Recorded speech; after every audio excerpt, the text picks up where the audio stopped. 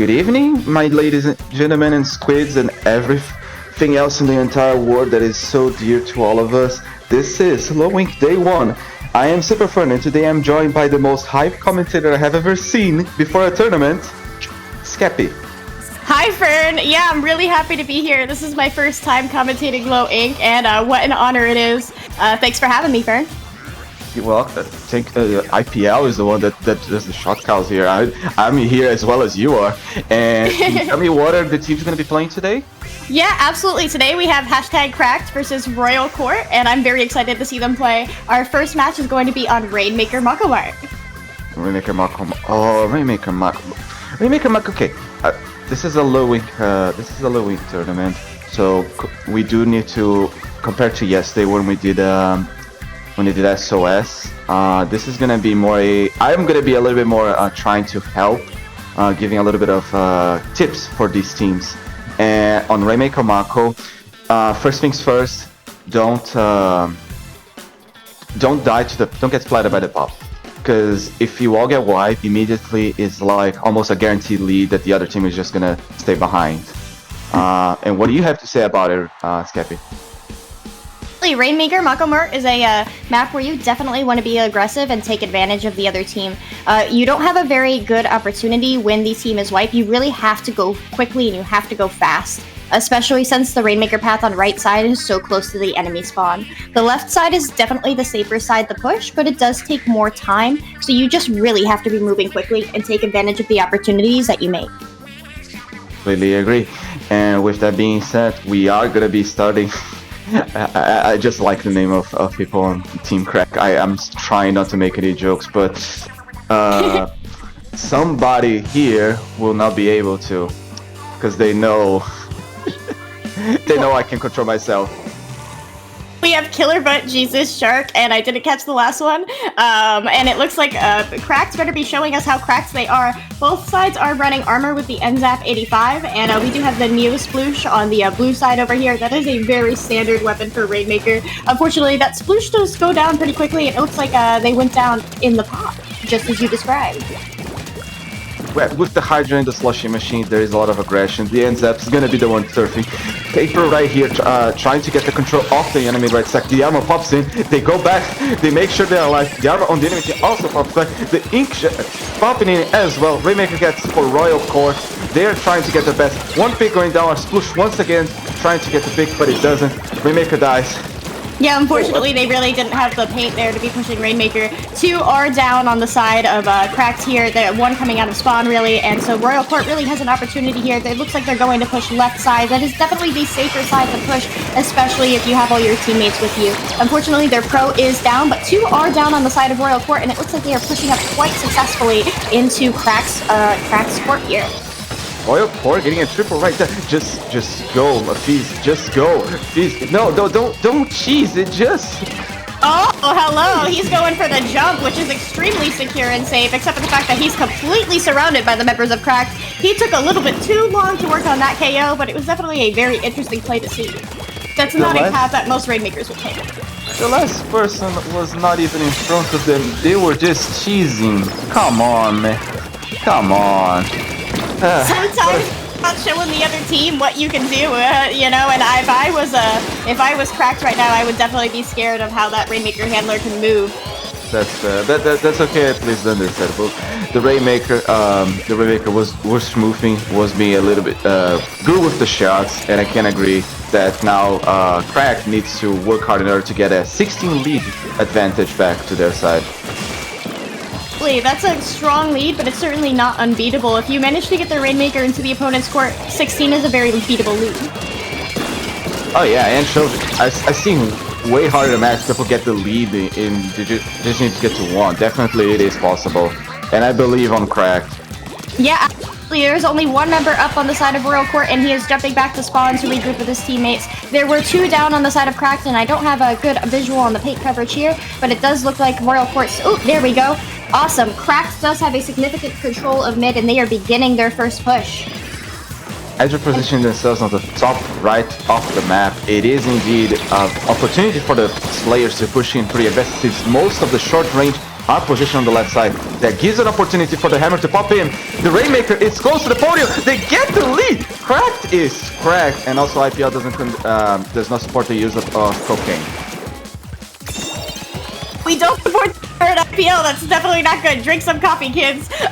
Okay, and Crack does have a significant portion of mid here, which is pretty awesome.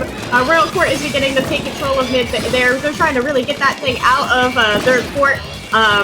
Their Royal Court, as one would say, and they do have all 4 members up. Unfortunately, the NZAP does go down, but so does the Sploosh. That Rainmaker is really putting their work out trying to get somebody with those blacks.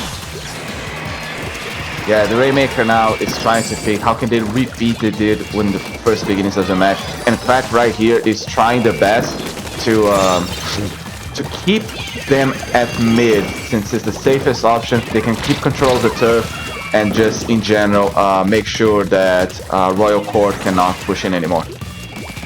Absolutely, that armor on the side of Cracked really did its work there. It managed to and when that Sploosh was still alive, they were able to rush that Rainmaker from behind, and that Rainmaker had no idea what was coming from. They thought that Sploosh was still in front of them. Unfortunately, the knot does go down on the side of Crack, but so does the K-Slosh and the NZAP on the side of Royal Court. It looks like a very bloody battle here in mid.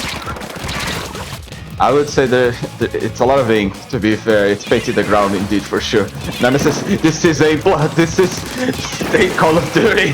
This is just ink, nothing else. But definitely, it looks like both teams are having a good fight here in mid. One does go down on the side of Royal Court. Cracked is holding the lead here with 30 seconds left in the match. They really just have to keep control of mid and keep themselves from going down. Another member goes down on the side of Royal Court, and that hammer is pushing into that court. Theoretically, they could be pushing that Rainmaker there and shift that battle lines away from mid and towards the enemy's court. I like how one of the people in the chat said it's ink bath, so we bathe on enemy ink now these days. Solid Inklings can take real baths, so they have to get clean somehow.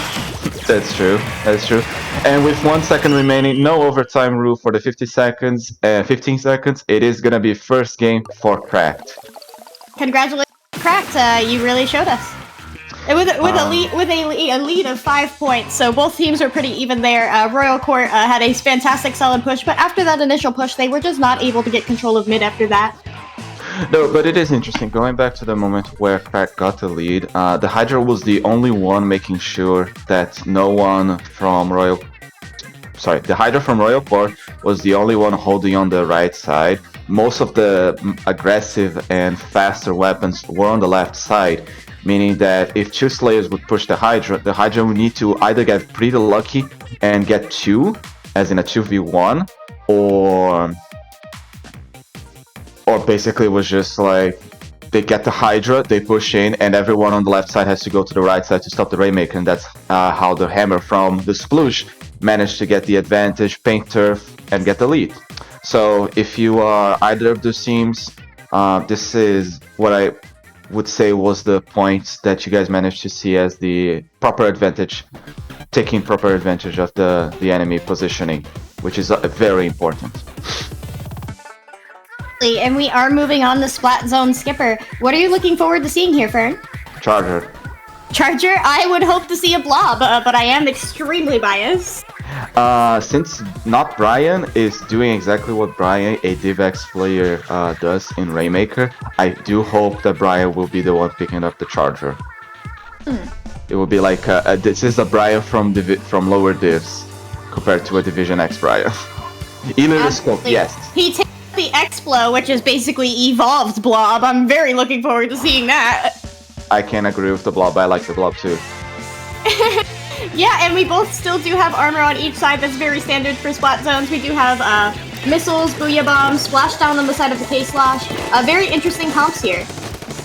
Very interesting comps, and interesting as well, the Royal Court has decided to do there were 2 fights happening at the same time. One on top and one on the bottom. 3v2 versus the 1v2. And so far, it seems that the Royal Court is the one taking more advantage of this position and then just take control of zone. No team is actually taking a lot of fights inside the zone or just pushing to the other side. They're just long-ranging the zone and trying to cap it. Yeah, Absolutely, they are playing it safe here. Royal Court does currently have control of the zone, and they are maintaining it with the bomb rush from the sploosh, but unfortunately that sploosh does go down. They do have that splashdown left over from the K-Slash, though, and that could really come out at any moment. It looks like that K-Slash did get cancelled or went down immediately after their splashdown, though, because they did pop and then they went down. So you have to wonder if that was a panic pop or if it was strategy. Good. Gotta clip those, always good to get. Expo right here is gonna bite fight 2 people from Royal Court. They do go down, so that means the Royal Court will take opportunity to cap the zone. They cap it with the splashdown, almost picking up someone else on their lower garden. And this is gonna be Royal Court time to shine. And let's see if they can hold the push for more than one cycle. Royal Court is being extremely mobile here. They are watching all of their angles very carefully, and they are moving up together as a team. You can really see how they're moving throughout the zone, and it's very nice to see. Absolutely. It is a 4v4 for that zone, and they do pop the Inkjet. Unfortunately, 2 members on the side of Royal Court go down, and they are not able to maintain that as Cracked manages to take the zone. Cracked with the Inkjet, definitely a weapon to be feared of, especially on the hands of Shrek himself. Shrek is the only person that can defeat Shaggy on the power battle. Yeah, and Cracked manages to clear their penalty points here. They are ticking their way towards Royal Court's lead. They only have to hold this for about 15 more seconds in order to pull lead here, and there are 2.5 minutes left in this game. Royal Court is putting pressure on that zone in the form of the Booyah Bomb. Unfortunately, their splash is down, though, so it is wasted because they aren't able to cap and apply penalty points, and they do lose the lead here. 2 members are down, make that 3 on the side of Royal Court, and those 2 are going to be coming out of spawn, and Cracked is white.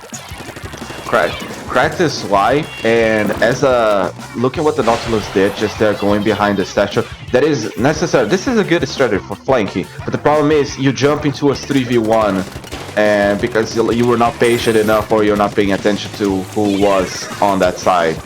So keep that in mind, Nautilus, for the future. Yeah, absolutely, and Royal Court is applying a significant amount of pressure here in the forms of a bomb rush and a Booyah Bomb. They do manage to cap zone and, more importantly, apply penalty points on the side of Crack.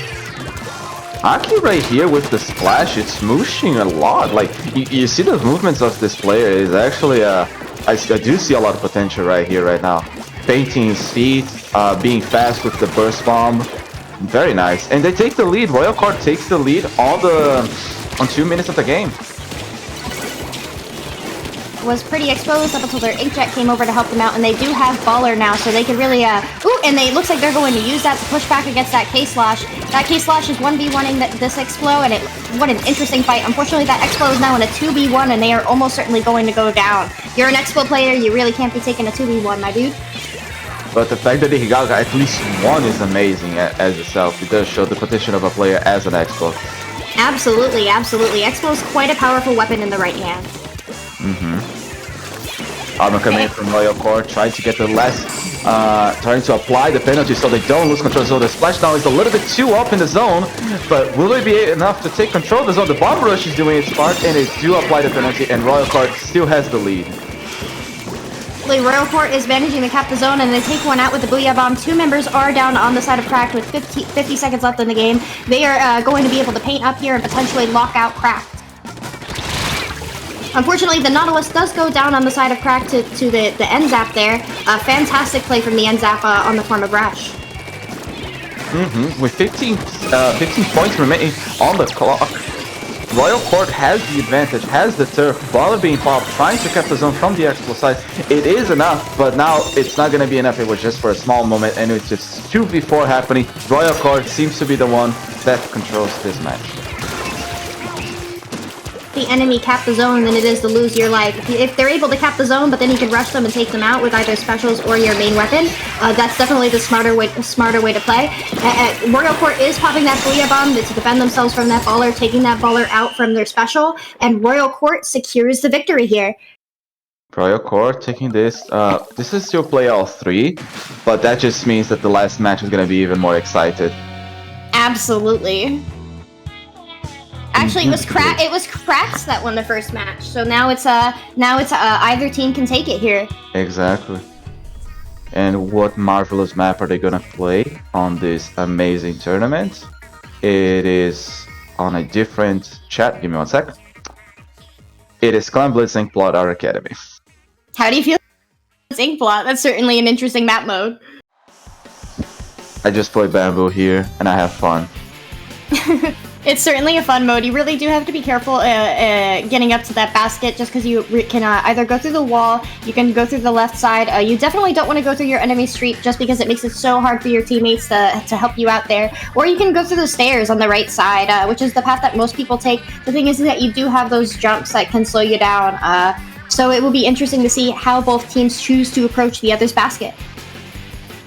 And definitely, I would say the faster the comp is, it's more likely for the enemy team for your team to push in from the most left side of the map with that long wall and going behind the basket. Since you're so fast, you can easily get there so much better than any other weapon and just feed jumps. But you have to be mindful that because you're doing that, you're away from the match. That means that your team has to handle a 4v3 if 4 of the enemy teams are alive. If they're respawning, if they're respawning, it can be a little bit different, but like, we understand this is not a perfect math scenario. But just be mindful if you're doing that. Yeah, pushing from the basket is definitely the most pushing from the street behind the basket is definitely the most dangerous way to approach the basket in this map mode. I'm seeing in the chat, some of them are expecting bubbles, someone said foil squeezer, and someone said Kensa Jr. Those are actually good picks for this map and mode. Absolutely. And it looks like we are getting the same comp from Cracked on the orange team, and it looks like Royal Court is changing out that Nautilus for the hero spotlight, I believe. It's the deck though with the bubbles that we just spoken, and also there is no splash this time around from Royal Court as well. I think that is the K-Pro now, maybe.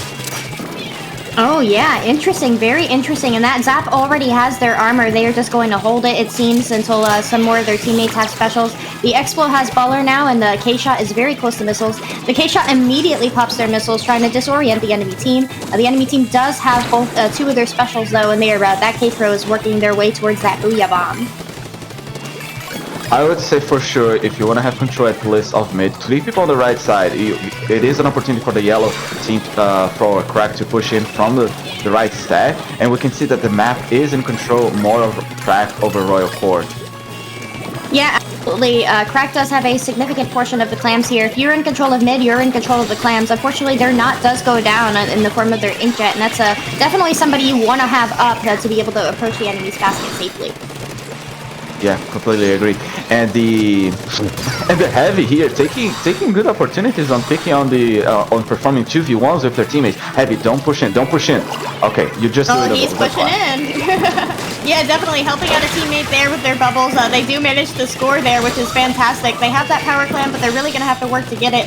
Those steps are just so insecure, and it's so easy to get picks there. You just have to move so quickly. If there are opponents in their own court, they're going to be looking right at you. Yes, I cannot agree with you even more. The steps are dangerous, and that's what I was saying. Just stay behind and pop the bubbles from behind. You don't need to be there to get picks. Just stay from behind, please, Heavy. Or even toss a bomb. You know, that way you don't even have to be anywhere near there, and you could possibly even get a double with that bomb bubble combo. Oh, please buff the wall. I want to throw walls on the other side of the map with sub power up. Yeah, absolutely, and it does look like Cracked is holding the lead here, but 20 is not a significant lead, and it looks like Royal Court is preparing for their push. They are tossing clams to each other. They have that Booyah ready to clear basket, and they are possibly going to be on the move. There go the bubbles, here comes the Booyah, and there goes the power clam. They are working up. That power clam does have that K-Shot right behind them, and it is paining their feet, and unfortunately, they are not able to score. I am confused because the Enzap was the one so close of just getting splatted to the Booyah Bomb, and the bubbles managed to survive miraculously. But if it wasn't for the Enzap, definitely Royal Court could have extended the lead even further. Yeah, absolutely. That Enzap definitely put up a fantastic defense there, keeping Royal Court out of their court. Sorry, I cracked. That was a good one. And that was a pun intended. Yeah. I'm funny sometimes. Absolutely, and it looks like Crack does have a good special utility here. They really have to get control of mid here. It is 50-50. Unfortunately, the Explo does go down, but so does the K-Slash on the other side. Both teams are pretty even in clams, but Royal Court is being extremely aggressive here, getting 3 picks on the opposing team. Make that a wipe, and they really have an opportunity here if they choose to use it. Unfortunately, they don't have special utility, nor do they have the clams. My tip for the player that was using the K-Shot from Crack, after you use missiles, try to be controlling even more, because like everyone will know where you are eventually, so don't just go back to your ink. Try to move as well and expect them to move towards you afterwards. Here is tossing the clams. They're going to clear those bombs with the splashdown, which is a very smart play on the side of that K-Slash, and they manage to score. They still have 10 clams left, and they are going to increase their lead here. Unfortunately, the person holding the clams does... Ooh, hello! They are continuing to score. They increase that lead to 40 remaining. Unfortunately, they are out of clams at this point. The basket is still open, though, and it looks like it's going to close any moment. With 50 seconds left in the match, Cracked here does have their work cut out for him. Noticing one thing from Royal Core, and maybe that was the idea in general on the first match. Royal Core seems to be the team with the most teamwork, because we noticed like Clan Blitz, people might hate it, but it proves that a team has more coordination over the other. And Royal Court seems to be the one that is constantly managed to stop any push from Cracked, while Crack cannot even get a power clam into mid without getting splatted in the meantime. Absolutely. Clan Blitz is a mode where your team really has to be on their point in their VC and focused, and more importantly, responsive to each other's callouts. It's one thing to be giving callouts and then nobody's really listening. It's another thing to take those callouts and implement it in your play. That baller does an excellent job using that baller to save their life. Unfortunately, it is not enough. Royal Court is just putting up such a fantastic defense, and they managed to take out both of those power clams and wipe out Cracked. And smile for the camera because you're on stream. Yeah, absolutely. Congratulations to Royal Court for taking the set. Congrats, 2-1. What a fantastic Clan Blitz match on the side of Royal Court. Crack did have their work cut out for him, it's just Royal Court was far more organized. Yeah, also I would recommend, because like all of the pushes were always from the same place. They were always pushing from the steps. So that's a tip for everyone that is watching in the stream in general. Keep in mind that if you see that everyone's concentrated on the right, on the steps, you as the fast weapon, you can literally just go around it in order to diverge their attention instead of one place to 2 places. The second, you being, for example, the more lower weapons, you can just spam bombs where they are trying to climb up, because your objective right there is not to actually get the pick if you have to expose yourself. Like if you're a sploosh, obviously you have no range to stop someone to get it on specs. So throwing the splat bomb or curling is actually more beneficial, and playing safe and playing smart. When you have the opponent at your basket and you're coming out of spawn, the most important play is to just chuck bombs and chuck lethals. Because if you drop there and there are 4 people at your basket trying to score, they're just waiting for you to jump down. And applying lethals is far more deadly.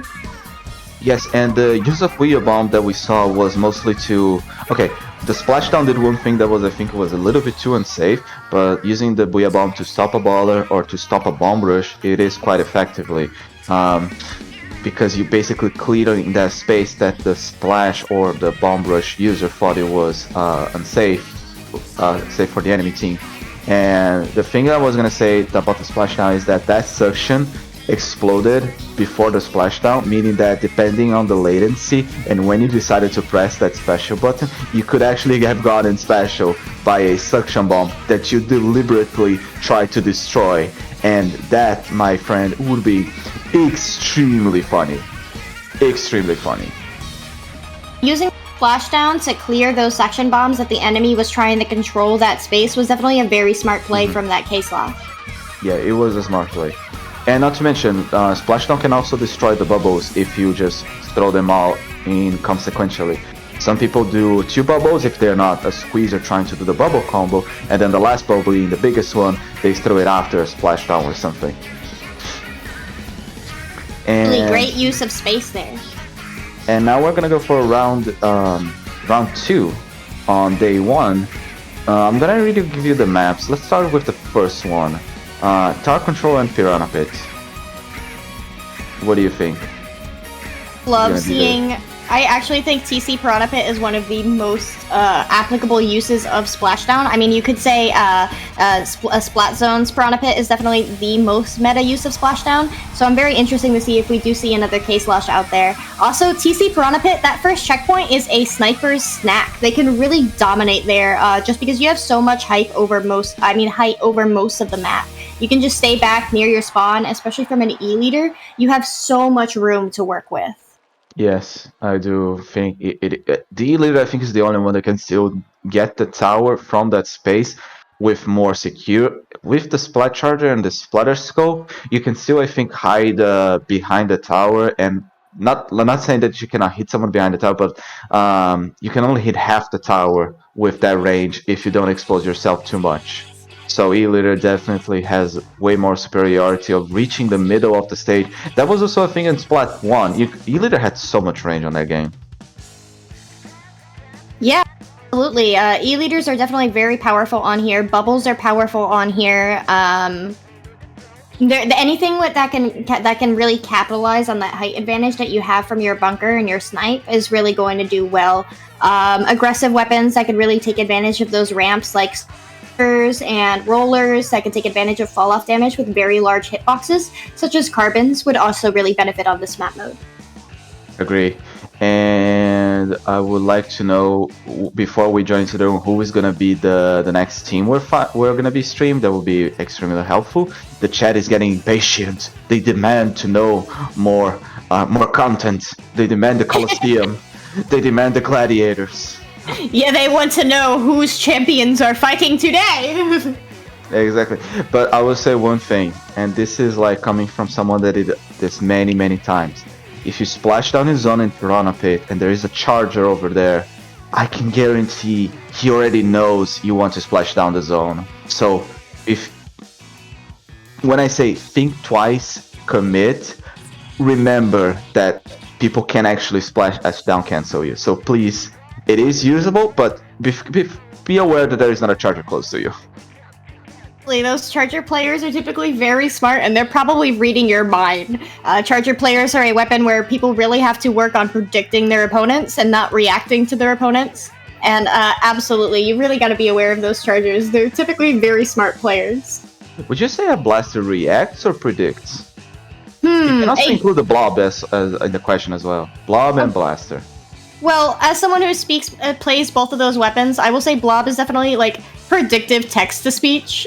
You really have to be predicting very well and knowing where your bubbles are going to land in order for it to do well. Blasters are definitely very different because you want to prevent yourself from getting rushed. If you get rushed as a blaster, you're going down. So you want to be able to predict if your opponent is going to rush you, if they have a splashdown, but you definitely also want to be able to be more reactive with a blaster just because of how it fights. Mm-hmm. And okay, I think we got the names, but I need to find the link. Give me just 1 second. I will be providing the names myself. Let's go for brackets. Day 1. Oh, is this group A or group B? Well, we'll find out soon enough.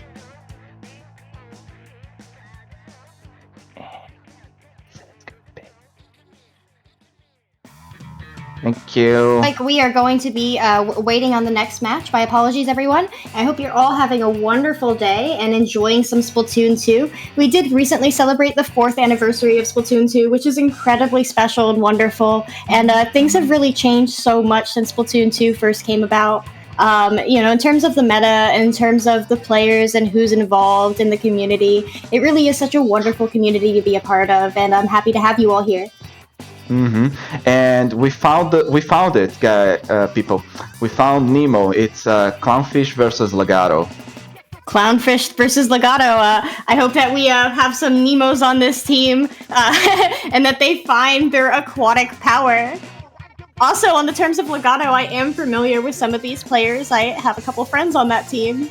I have a couple of friends on Clownfish as well. I actually met Adept at G7.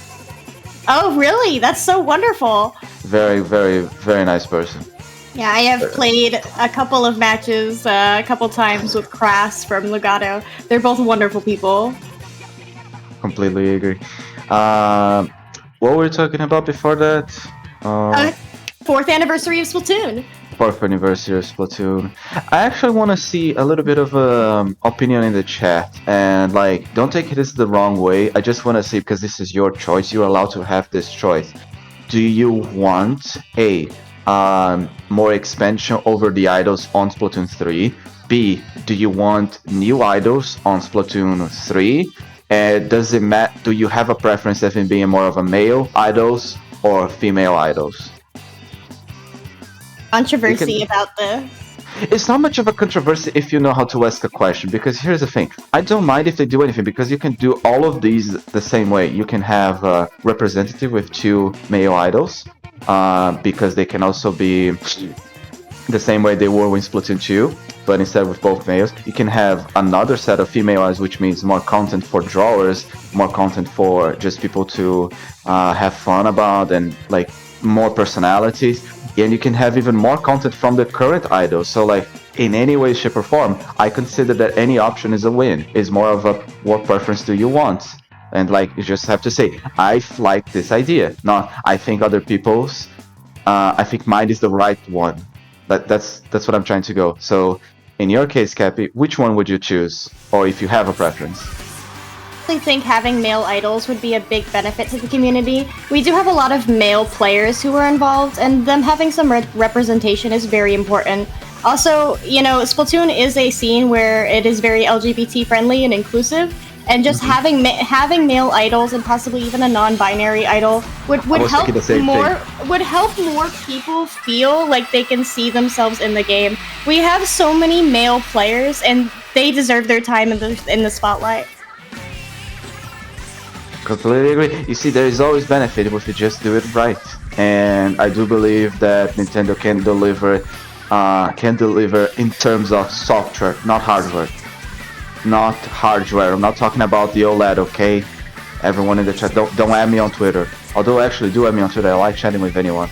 And with that being said, we have all the players in the lobby. We're just waiting for them to choose their weapons. So we decided that E-Liter was a good pick, but if you're not gonna pick E-Liter, we're probably gonna see armor, aren't we?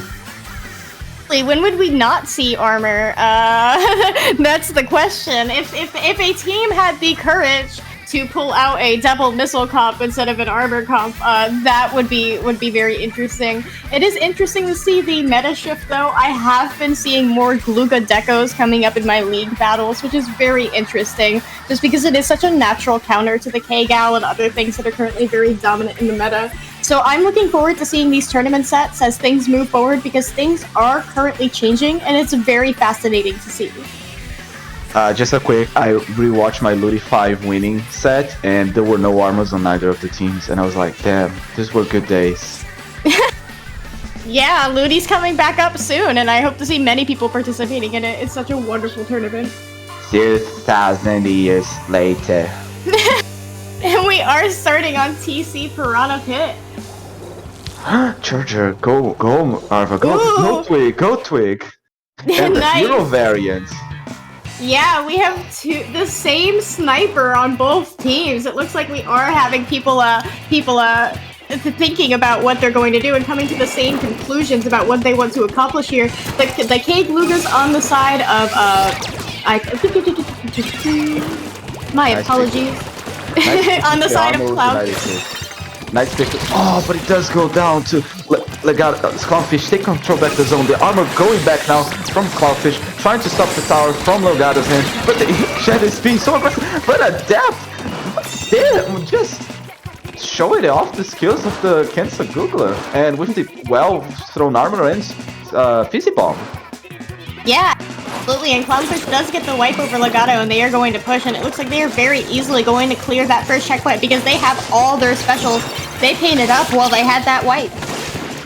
Nice combo specials, using the Inkjet to take control over the higher ground. The K-Shot Leroy's over the tower, gets the pick of the Charger, but will be able to survive the brush and other people over that. It looks like it's a trade with the help of the Charger that just respawned, if I'm not mistaken.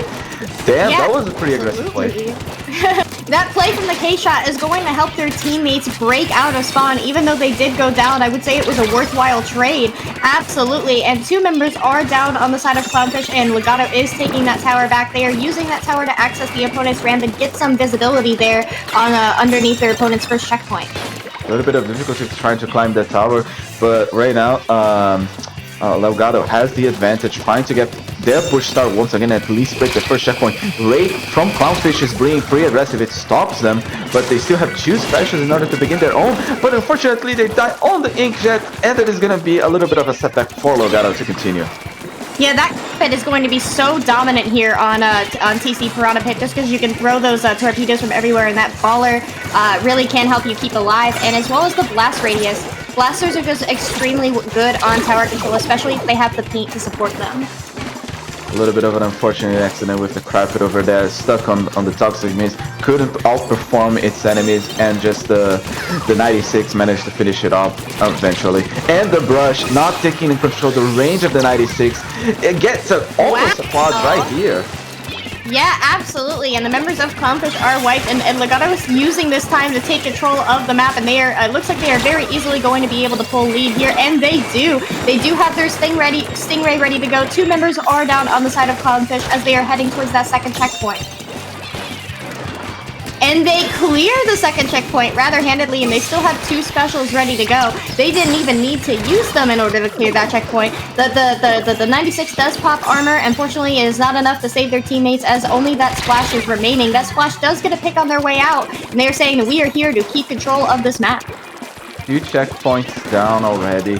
This is indeed a very safe position for Legato. Clownfish will have to do almost what Crack did on the first game and crack up the entire game and manage to get the lead at the very last minutes of the match. But I can, as I know how Clownfish has been showing their skills, I believe they can do it. They just need to... Oh my! The respawn Punisher from Legato will do a lot of damage on Arva right there with the Charger. Yeah, absolutely. Legato has their work cut out for them. They are here to keep their opponents from getting anywhere near that second checkpoint. And fortunately, they are doing a fantastic job, as 1 member is down on the side of Clownfish. That Krappen does have their baller. Unfortunately, they do go down as soon as they get it. The K-Glugas and the Charger both have their special ready to go, but they are really going to need to focus on their defense here. They don't really have the pressure for offense quite yet, with a minute left in the match. 1 minute left remaining in the match. I would say right now, it's the last time you can actually get a Stingray, so I'm probably going to see both Chargers holding that Stingray a little bit in order to either begin a push or start a push. And with everyone from Legato almost getting splatted, it is Clownfish time to shine and get the lead right here. They just need to smartly play this out. Yeah, absolutely. This could very well be the final push of the match, as there are 30 seconds left. Unfortunately, the brush does go down, but they do have that Stingray and baller ready to go, as well as the, I believe, the armor from the K-Glugas. They are working their way. They have 15 seconds left. They have to really get the tower, though, and not only just the tower. You need paint control in order to be pushing that tower down its path. Yes, and with the Rapid just Leroying with the baller and dying, getting splattered by 3 people, that's definitely not going to be a good situation for Clownfish, and Legato takes the first game. Yeah, absolutely. That baller is not really too offensive. You really don't want to push it into a situation where you're going to be shredded in a 2v1, because if you get shredded, chances are they're also going to have the paint to take you out very quickly after. Not even if the enemy team has or no shredder. It's just a matter of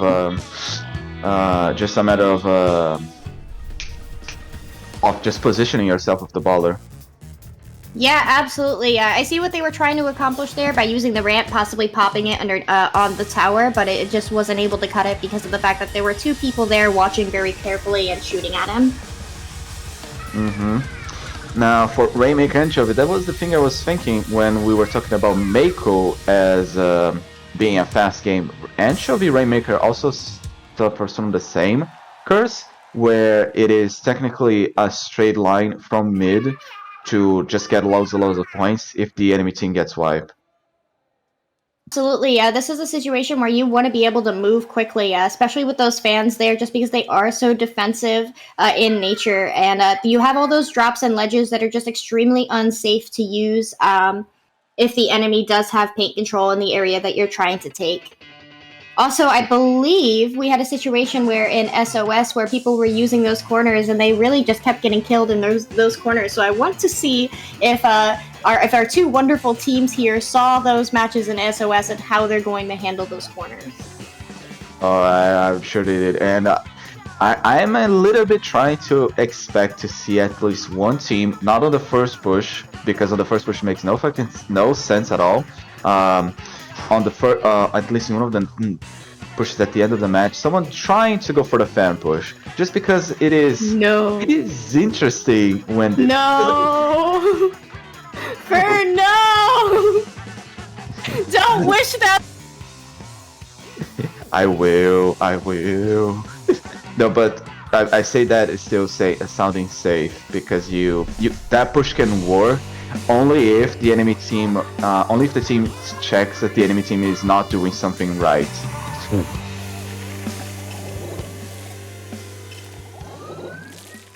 And with that, we're gonna start with still only one charger on one side on the hands of Arva. The Jet Scorcher is on the.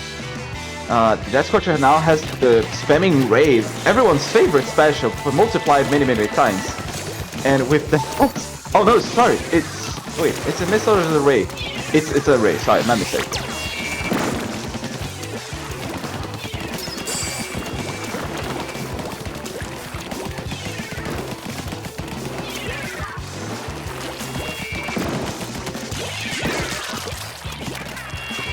But just right here, trying to hold the Inkjet. Inkjet can be a very deadly weapon, but I do not recommend you being the one picking it up. And unfortunately, the Brush Blue Trader will get the pick on the other Brush, and Adept trying to get control of mid will be a difficulty.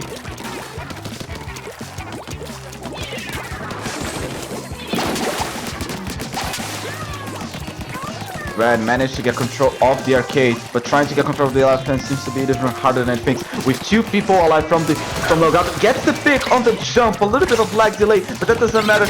But the squeeze, the K-shot gets the jump and doesn't pay attention to the Rainmaker, giving the first points for Clownfish.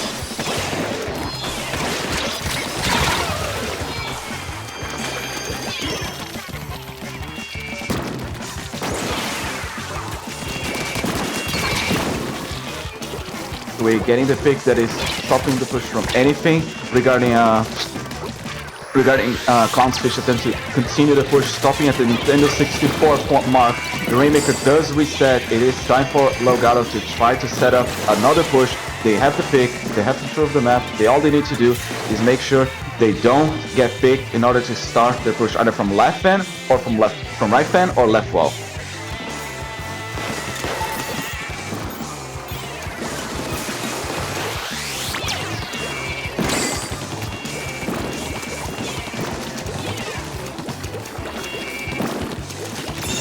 K-shot trying to push away the Brush, which has no range compared to a K-shot, but it's getting a little bit insecure. The Brush does jump out, and is gonna be lead for Legato.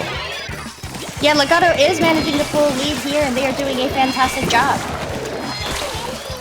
Yes, absolutely, I couldn't agree more with that. But unfortunately, for Clownfish, this seems to be very hard for them to stop the Rainmaker. They are getting close to the podium. It is on the 12 points mark. Legato still has an opportunity to restart the push. They pop it again. The Brush picks it up. I want to clip that. What a KO!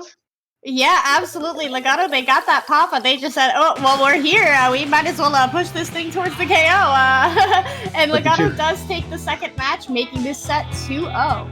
But did you hear at the end? I do think that Arva did manage to get a shot. I actually did think that Arva did shot, but the latency was not on Clownfish's favor. Oh, that's unfortunate. Don't worry.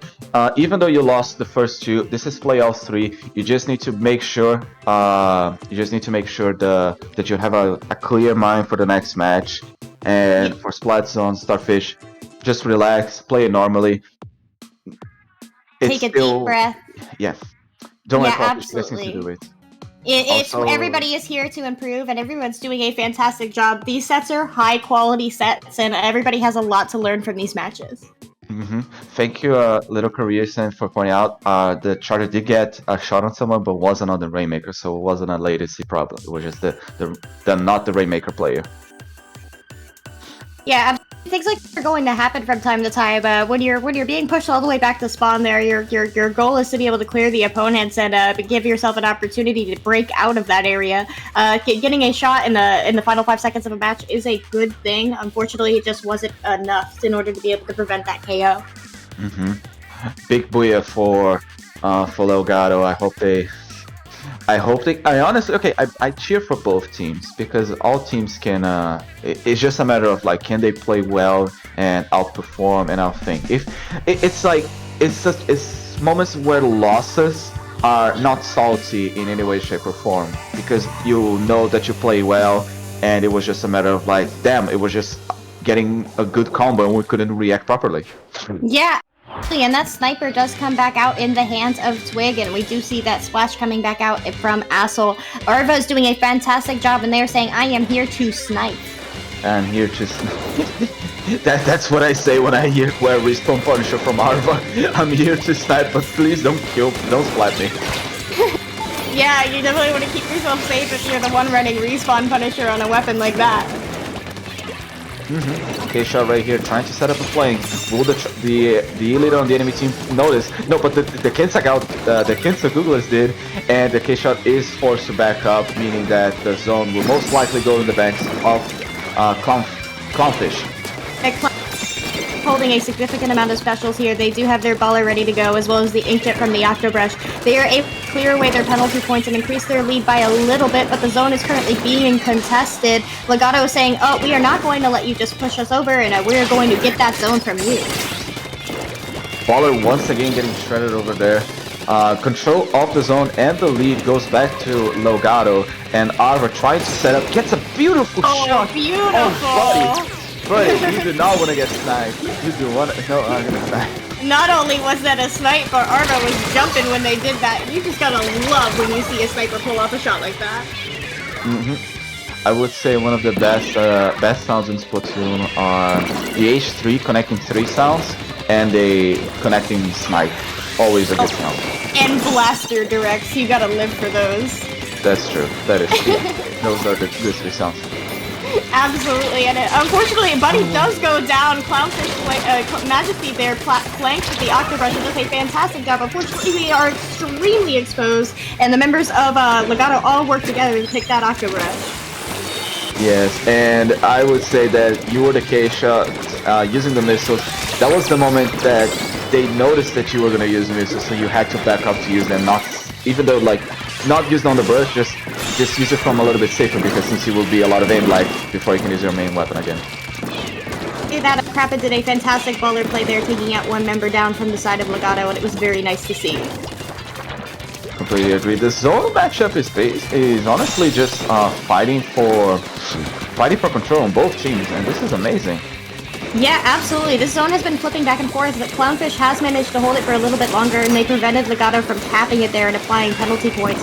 2 members are down on the side of Legato, but 1 is down on the side of Clownfish. Unfortunately for Legato, Clownfish does have their baller ready to go, and we saw what they did with that last time. It was quite successful. Ends up right here trying to find the best setup for the armor, waits for the bomb rush, wait for the pressure with the bombs to go down in terms of Clownfish, uses the armor so they can start to push. Here comes the K-Shot trying to get the first pick of the match, but unfortunately Excel has a little bit of trouble with the splash, outperforming definitely on that pick, and getting the pick on the leader will definitely be control for more than enough time for them to get control of the zone and possibly the lead. Yeah, absolutely. Legato is working their way up. Their goal here is to be able to lock out the members of Clownfish and prevent them from even contesting zone. Legato currently has no penalty points to work with, and they might be able to pull lead here. And they do.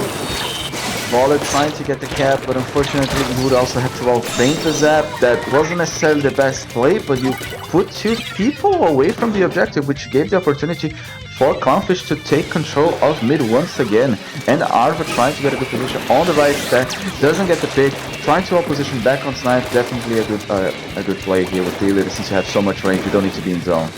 Yeah, absolutely. It looks like Legato is going to take the zone again here. They do. Unfortunately, their K-shot is down, and 4 members are up on the side of Clownfish. That zone is just going to continue to be contested as Legato's zap goes down. No armor means even less penalty for Clownfish. Clownfish has the opportunity to get a lead here with less. The amount of seconds remaining is enough for them to get lead before overtime. The suction bomb did apply a little bit of pressure, but unfortunately for Legato, they still have to get the penalty. Is mission, which is pretty major because it's going to prevent them from applying too much pressure. Unfortunately for them, Legato does manage to cap the zone, but probably because the sniper was no longer in position and able to scare the members of Legato from pushing zone. Legato is pushing up here. They are working on walking out the members of Clownfish again. 2 members are down on the side of Clownfish with 10 seconds left in the match. It isn't safe to call this fight yet. Ooh, Arva again with the clean snipes, 2 in a row. Pop off, Arva. We'd love to see it. My man with the charter was popping up on the last few seconds. I enjoyed to watch those 3 clean shots, and indeed, Legato will get the 3-0 over Clownfish, but that's okay. Beautiful matches, beautiful moments we got from every one of the players. We got almost a quad on the first match. We got a dab popping up also on the first match. We got the continuous push of the Rainmaker on the second match. We got the majestic shots from the Chargers that I will obviously patronize because I am a backline, but we also get display of armor from the end zaps. We saw Brush taking advantage of mispositioning from the K shot and getting the pick, and those were perfect. Yeah. Those were fantastic matches. That Splat Zones did a fantastic job of maintaining control of the zone there. It went back and forth so many times. It was rather countless. And with that, we are gonna go in a quick break. I'll see you all in a few moments where we'll be ready for match number 3. Absolutely. See you later.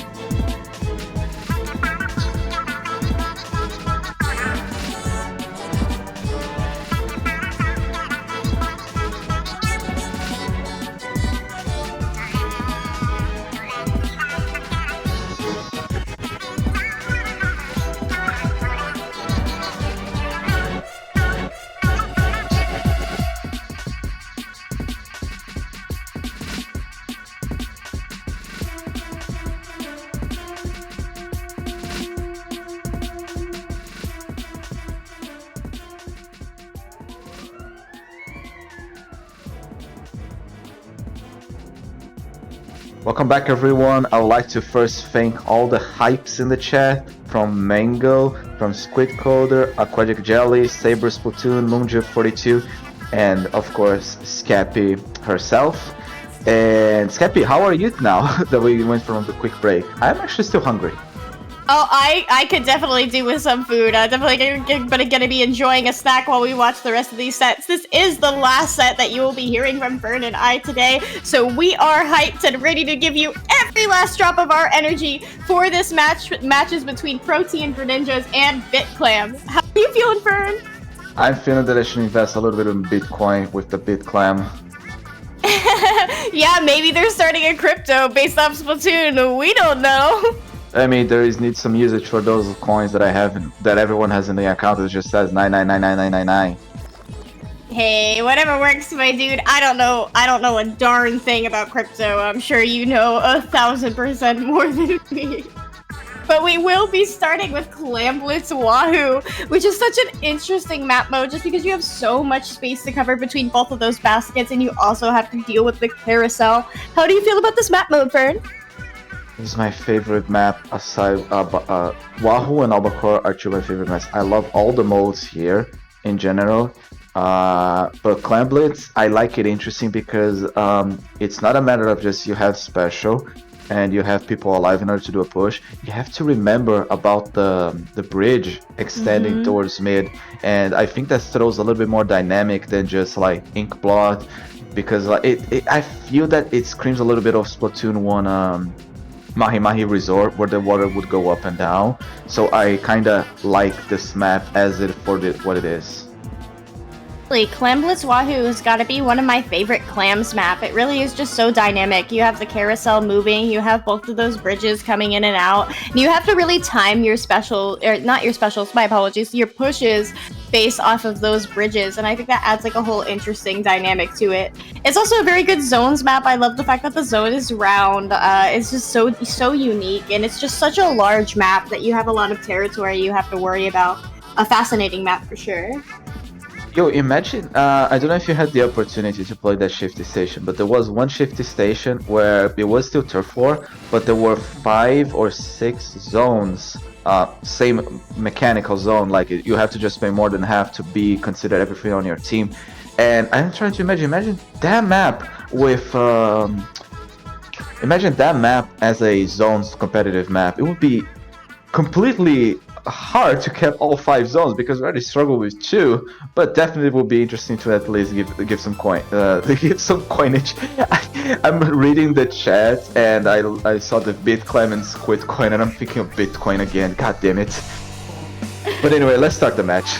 Yeah, absolutely. We will be starting on Clamblitz Wahoo right about now. I'm definitely looking forward to seeing very aggressive comps. We definitely do see that with the bamboo coming out, and we also see Legato coming out on both teams. Such a wonderful thing to see in favor of the K-Gal, which, you know, everybody is so used to, but having those Legatos really is interesting, and it is a different thing for the meta. That bamboo is running that MPU that they need for that one shot. If I was on the opposing team, I would be scared of that bamboo. Yeah, I mean, you're a blob, you paint your feet, you don't need to be scary, but you have to be completely sure about one thing. The moment that, I think bamboo players have a thing where the moment that the enemy team steps on their ink, they like have some antennas on their head that say, someone stepped in my ink, I must shoot them immediately. Yeah. It definitely is an interesting map up between Blob and Bamboo, but it looks like here Protean Greninjas is working their way. They're trying to make a push, but instead they are just defending their own basket. They do have that clam ready to go. They're just going to let that sit there so they don't have to give away their location.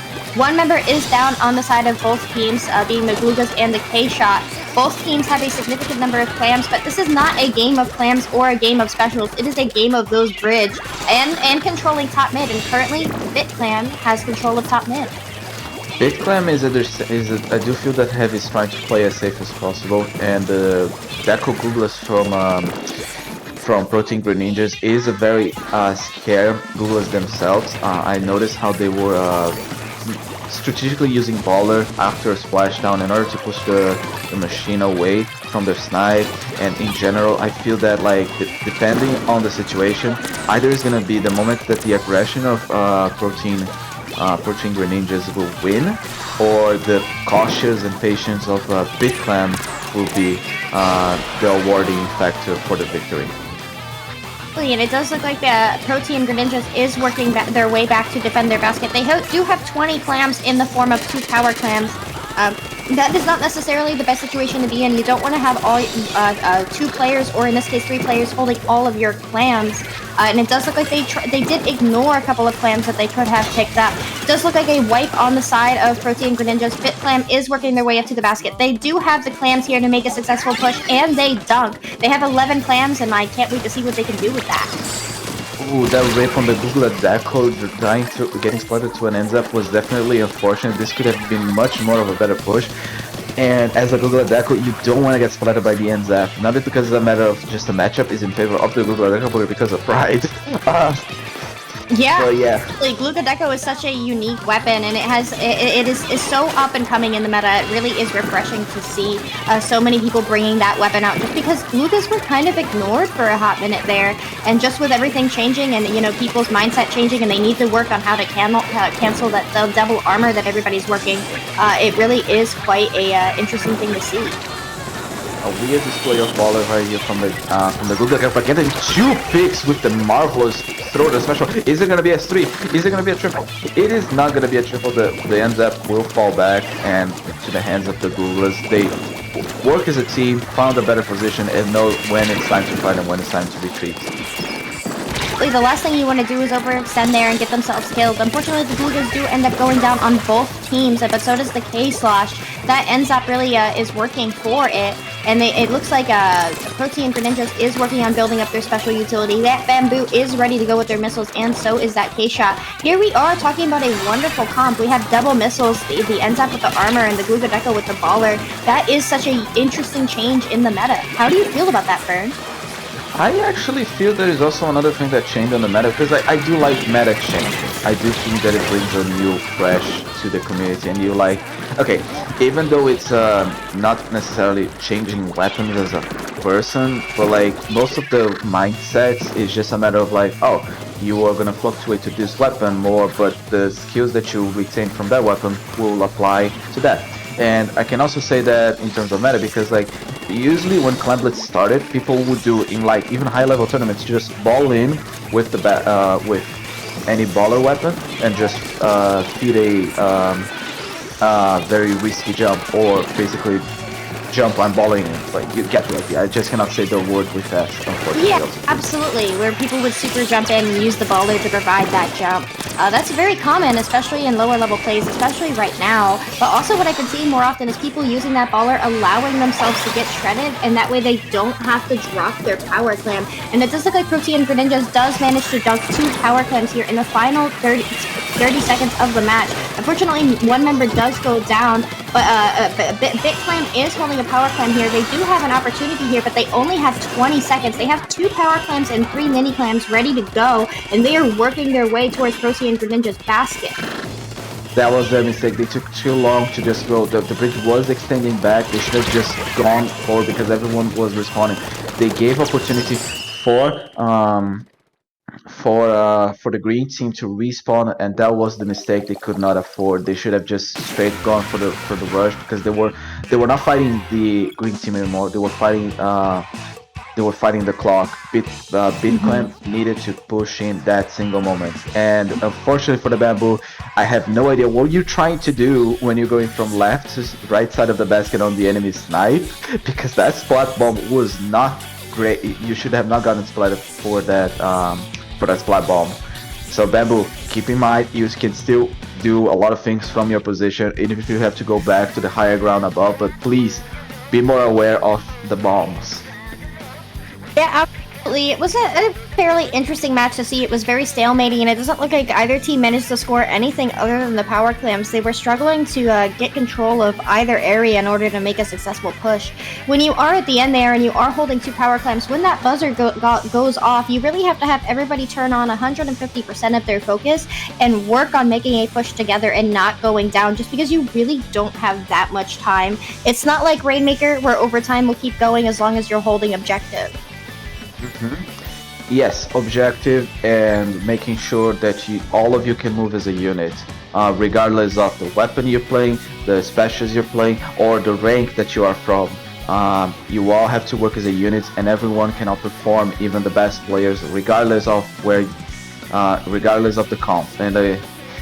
And it's all about team working and having fun today. Everybody's here to improve, and everybody's doing a fantastic job. And we are moving on to TC Manta Maria, which is just a fantastic mask mode combination. It's extremely balanced, except for the fact that you do have all those lockouts that you have to worry about. And there are just so many corners and places to hide, so many places to get a height advantage over the opponent.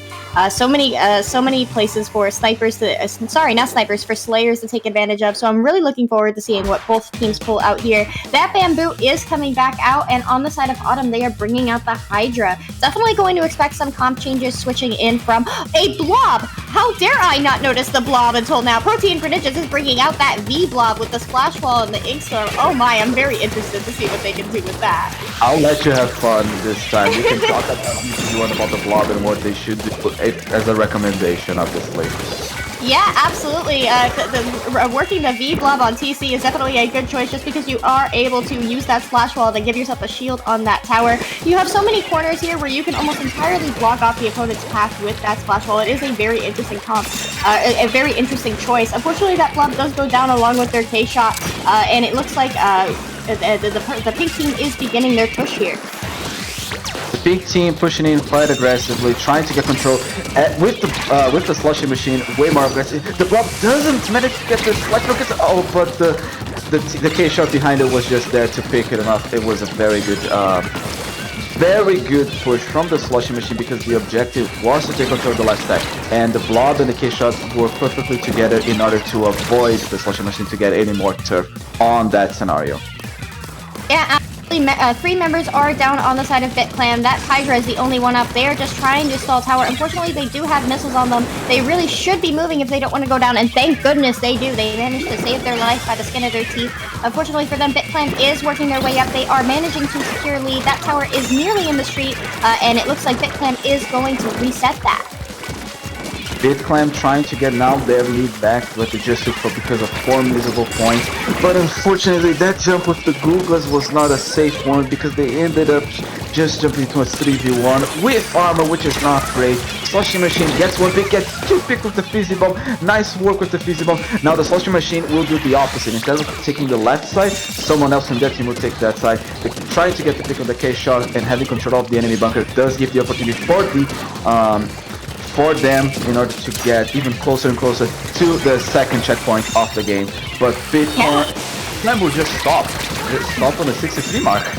Yeah, absolutely. They were actually stopped on the 62, and they were denied that lead just incredibly narrowly. Protean Greninjas is working their way up. They are desperately trying to take control of mid. That bamboo's feet is incredibly weak, but they are staying alive, doing a fantastic job. That NZAP does pop armor, even though their blob is down. They are just really trying to get control of mid here and give their team a good options in these upcoming fights. That NZAP is popping off with the flank, my dude. Way to go.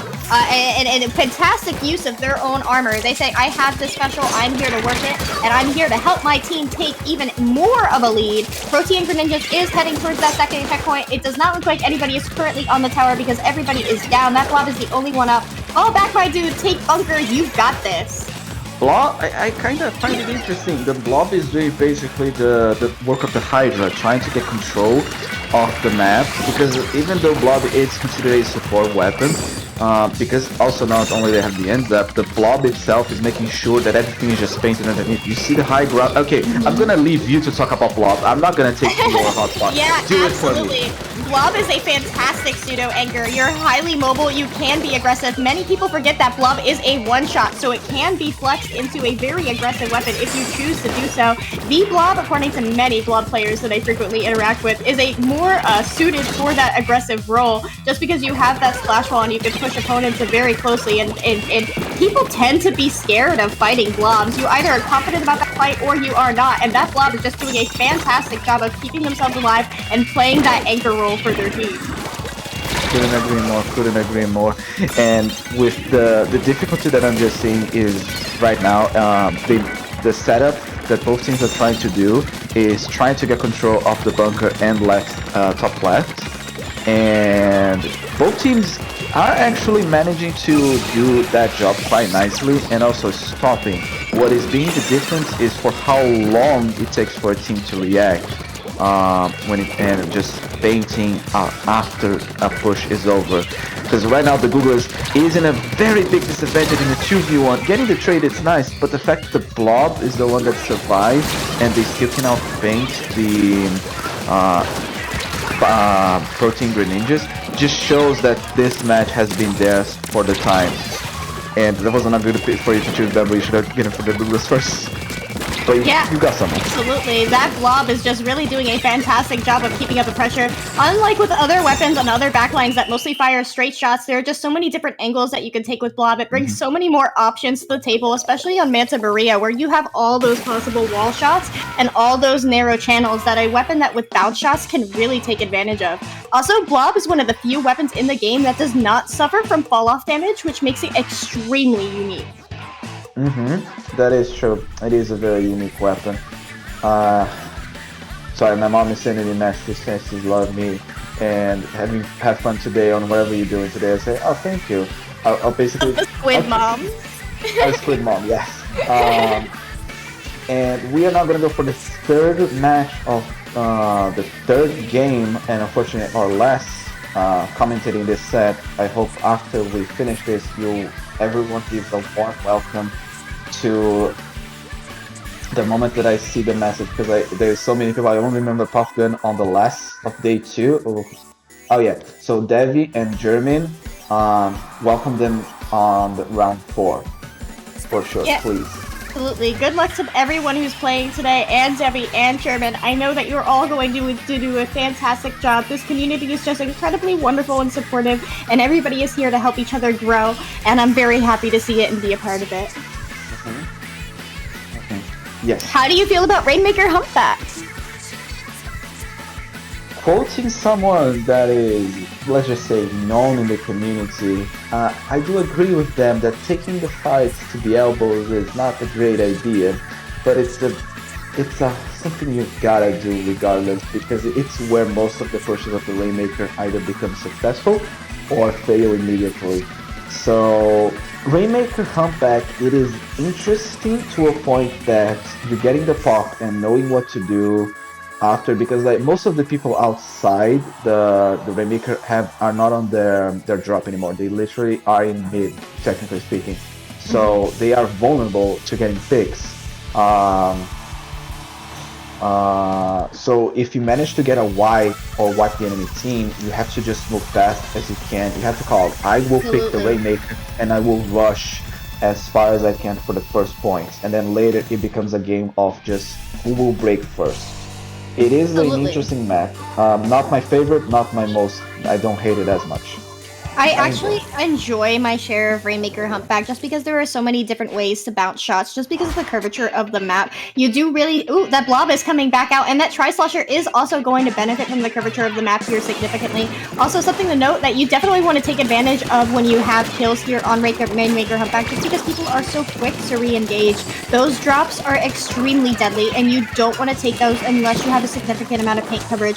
The right hook, that as we were describing earlier, is the fastest way to score. And oh my gosh, on that scope, look at those kills, incredibly clean on the side of that scope. What a fantastic thing to see. Not to mention, not only was the shot clean, you saw the position. The charger did not hesitate on taking the better position on the map. So Protean and Greninjas definitely taking the most points here, almost getting closer and closer to the zipline, trying to get the sneaky with the walking. The splash down will not get the pick, but it tried. It was the intention. Yeah, and something to note from that Blob there is you can actually still participate in that fight while your teammates are in elbow. You can really push that from that mid, as he just did there, getting that pop, even though he was nowhere near that Rainmaker. That is an extremely difficult thing to counter. Pop off, my Blob brother! Yo, I would clip that, honestly, if you were the Blob. Like, yeah, dude! Clip it and put it on Twitter, my dude! Do it for the Twitter views. Do it for the Twitter views. Yeah, absolutely. What a fantastic match and a fantastic set from Protean Greninjas right there. Very amazing set. Both teams did phenomenally.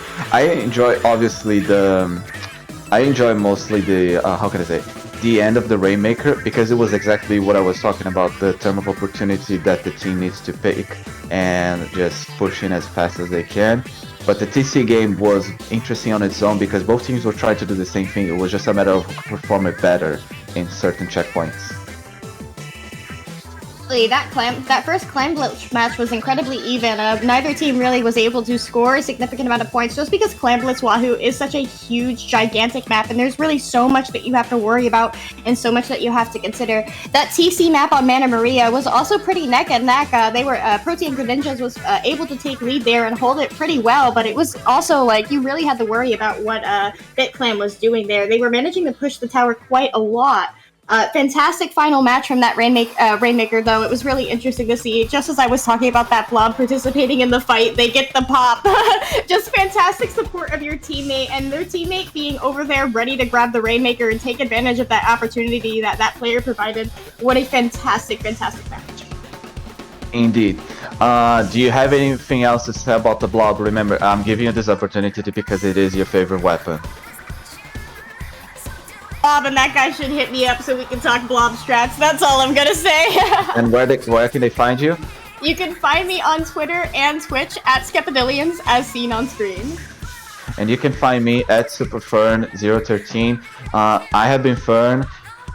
We've been signing off today. Any last words, Skeppy? Say thank you to the IPL community and everyone in the Splatoon community in general. Everyone is just so wonderful and incredibly welcoming. And this was the tournament that inspired me to get into competitive at all. It is such a huge honor to be able to participate and commentate with you, Fern, and I'm so thankful to be here. And I'm looking forward to seeing where IPL takes the competitive scene in the future. Couldn't agree more with the IPL comments, and thank you very much for the kind words. Hype! Hype, my dude! Stay fresh, everyone!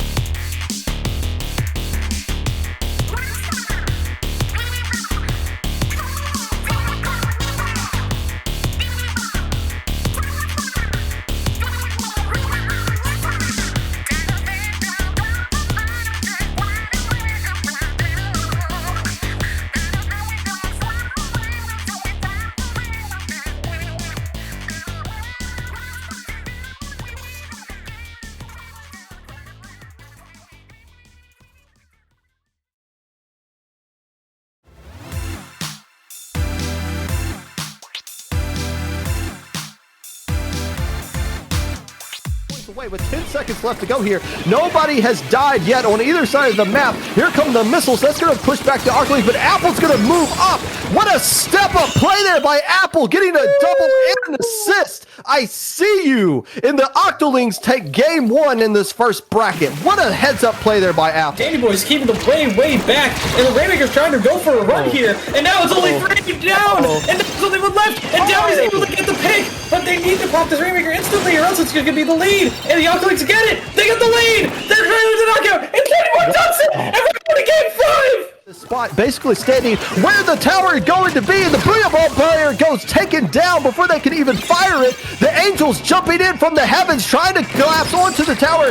One more player left alive, and another one jumping in. That is a wipe. The Octolings hold on from the skin of their teeth and tie the set back up 1-1. Love there. You can actually still participate in that fight while your teammates are in elbow. You can really push that from that mid, as he just did there, getting that pop, even though he was nowhere near that Rainmaker. That is an extremely difficult thing to counter. Pop off, my blob brother. Yo, I would clip that, honestly, if it were the vlog.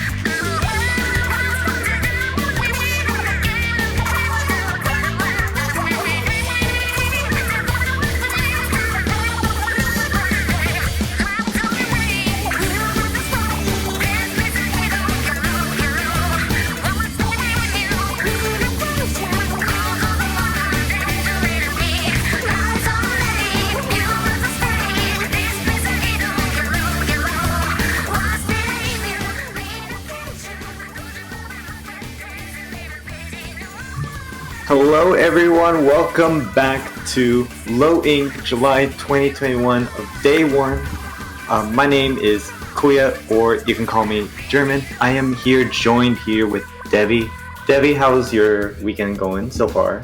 Hey everyone, it is going really well. Of course, it is just beginning, and it's been a while since I've been on mic, so I am excited. I am ready here, And yeah, that pretty much explains everything.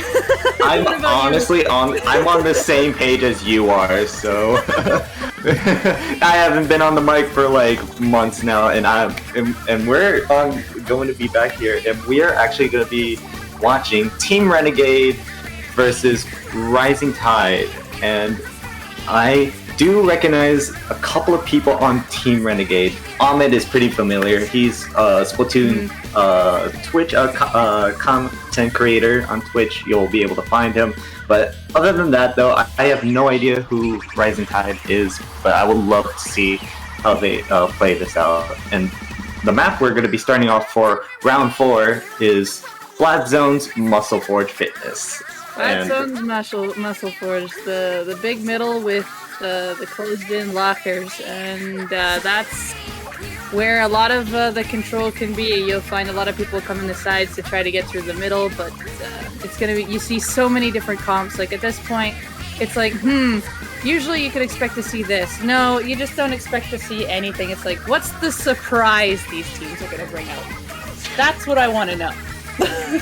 Well, hopefully, from what other minds are going on right now, once we get it ready for this matchup right here in Muscle Forge Splatoon. So here we go. I'm pretty excited here to be back and watch more and beyond this mic. So I want to see what the comps are bringing up here.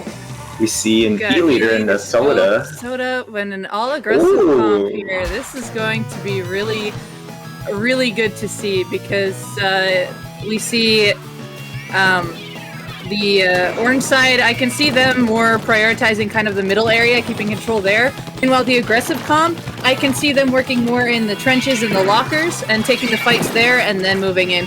That's what these comps are telling me.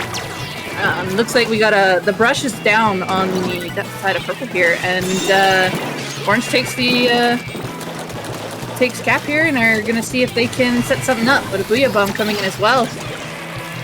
Yep, so far it's so good into this matchup here. Rising Tide keeping a lot of just control here. Ahmed here trying to sneak in from the door. Pops an Inkjet, gets one pick, and that's gonna be 3 down on the side of Rising Tide. Nice play by I love that Inkjet by Ahmed right there. Pulling out and then taking out one of the members of Rising Tide, and this will also give them a little bit of a lead for Team Renegade. So we'll have to see what Rising Tide have to respond to this. I noticed that Team Renegade didn't move in very far to like secure a lockout, which I don't mind at all, because there's sometimes on some Splat Zones map where you don't want to go past a certain point, because if you go too far, you'll get picked off and then the other team can get control. So I like what Renegade is doing here. They're staying more towards the zone so that if members of Rising Tide do come in, they can pick them off. Oh yeah, absolutely. And right now, Rising Tide having a little bit of trouble. There's like 2 members down. If they're able to maybe try to find a way that they could maybe just get past Team Renegade, but I'm not sure if that's going to be really it. But Ahmed gets a bomb kill right there, and that's probably going to be a quick knockout by Team Renegade. Team Renegade will take game 1 here, and now let's talk about a little bit about Rising Tide though at the beginning. They had when they had that lead for just a little bit, but then once they lost that zone of control there, I just feel like they didn't know what was going in their mind to how to like kind of fight back with Team Renegade's comp there. And I feel like for Team Renegades was just really, as you mentioned before, really aggressive, playing it as like having a lot of controls by lockers, and I think that's where around like we see Low getting the pick and then Ahmed with the brush. It's just like it really works for them too. So let's see how Rising Tide will maybe turn things around in Mapco Mart Clam Blitz here. Yeah. This can always be a definitely an interesting one. This is usually the sploosh favored map, but they don't always appear depending on if people like sploosh or not. But there's so many different things. I expect another full-on aggro comp from from Renegade here. Meanwhile, I'm interested to see if Rising Tide's going to maybe switch it up a bit, if they're going to keep that range, because that range is useful for looking down the different lanes, but also is a disadvantage because it's harder to see and get picks there. So a lot of like buckets, rollers, the blaster here and there, they like to favor these as well because you can get over the stacks and find their way in. So it'll be interesting to see what we're gonna pull out here.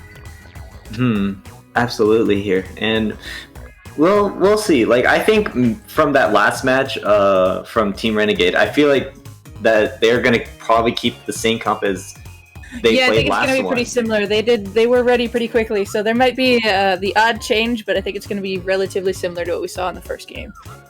Oh yeah, absolutely. The team fights are going to be interesting too because even in the last game, the team fights they seemed pretty even, and then Renegade ended up just getting those extra picks and winning the fights initially. But I believe Rising Tide can do the exact same thing. Okay, and I believe Team Renegade is going to keep the same comp as their last match, and we see a Flings a Roller on the side of Rising Tide. We see a little bit of changes here too. So. Let's see how this turns out. Let's see here. Ahmed here just pinging up, looking around, taking their time, which I really like here. Just not kind of rushing into any bad alley here.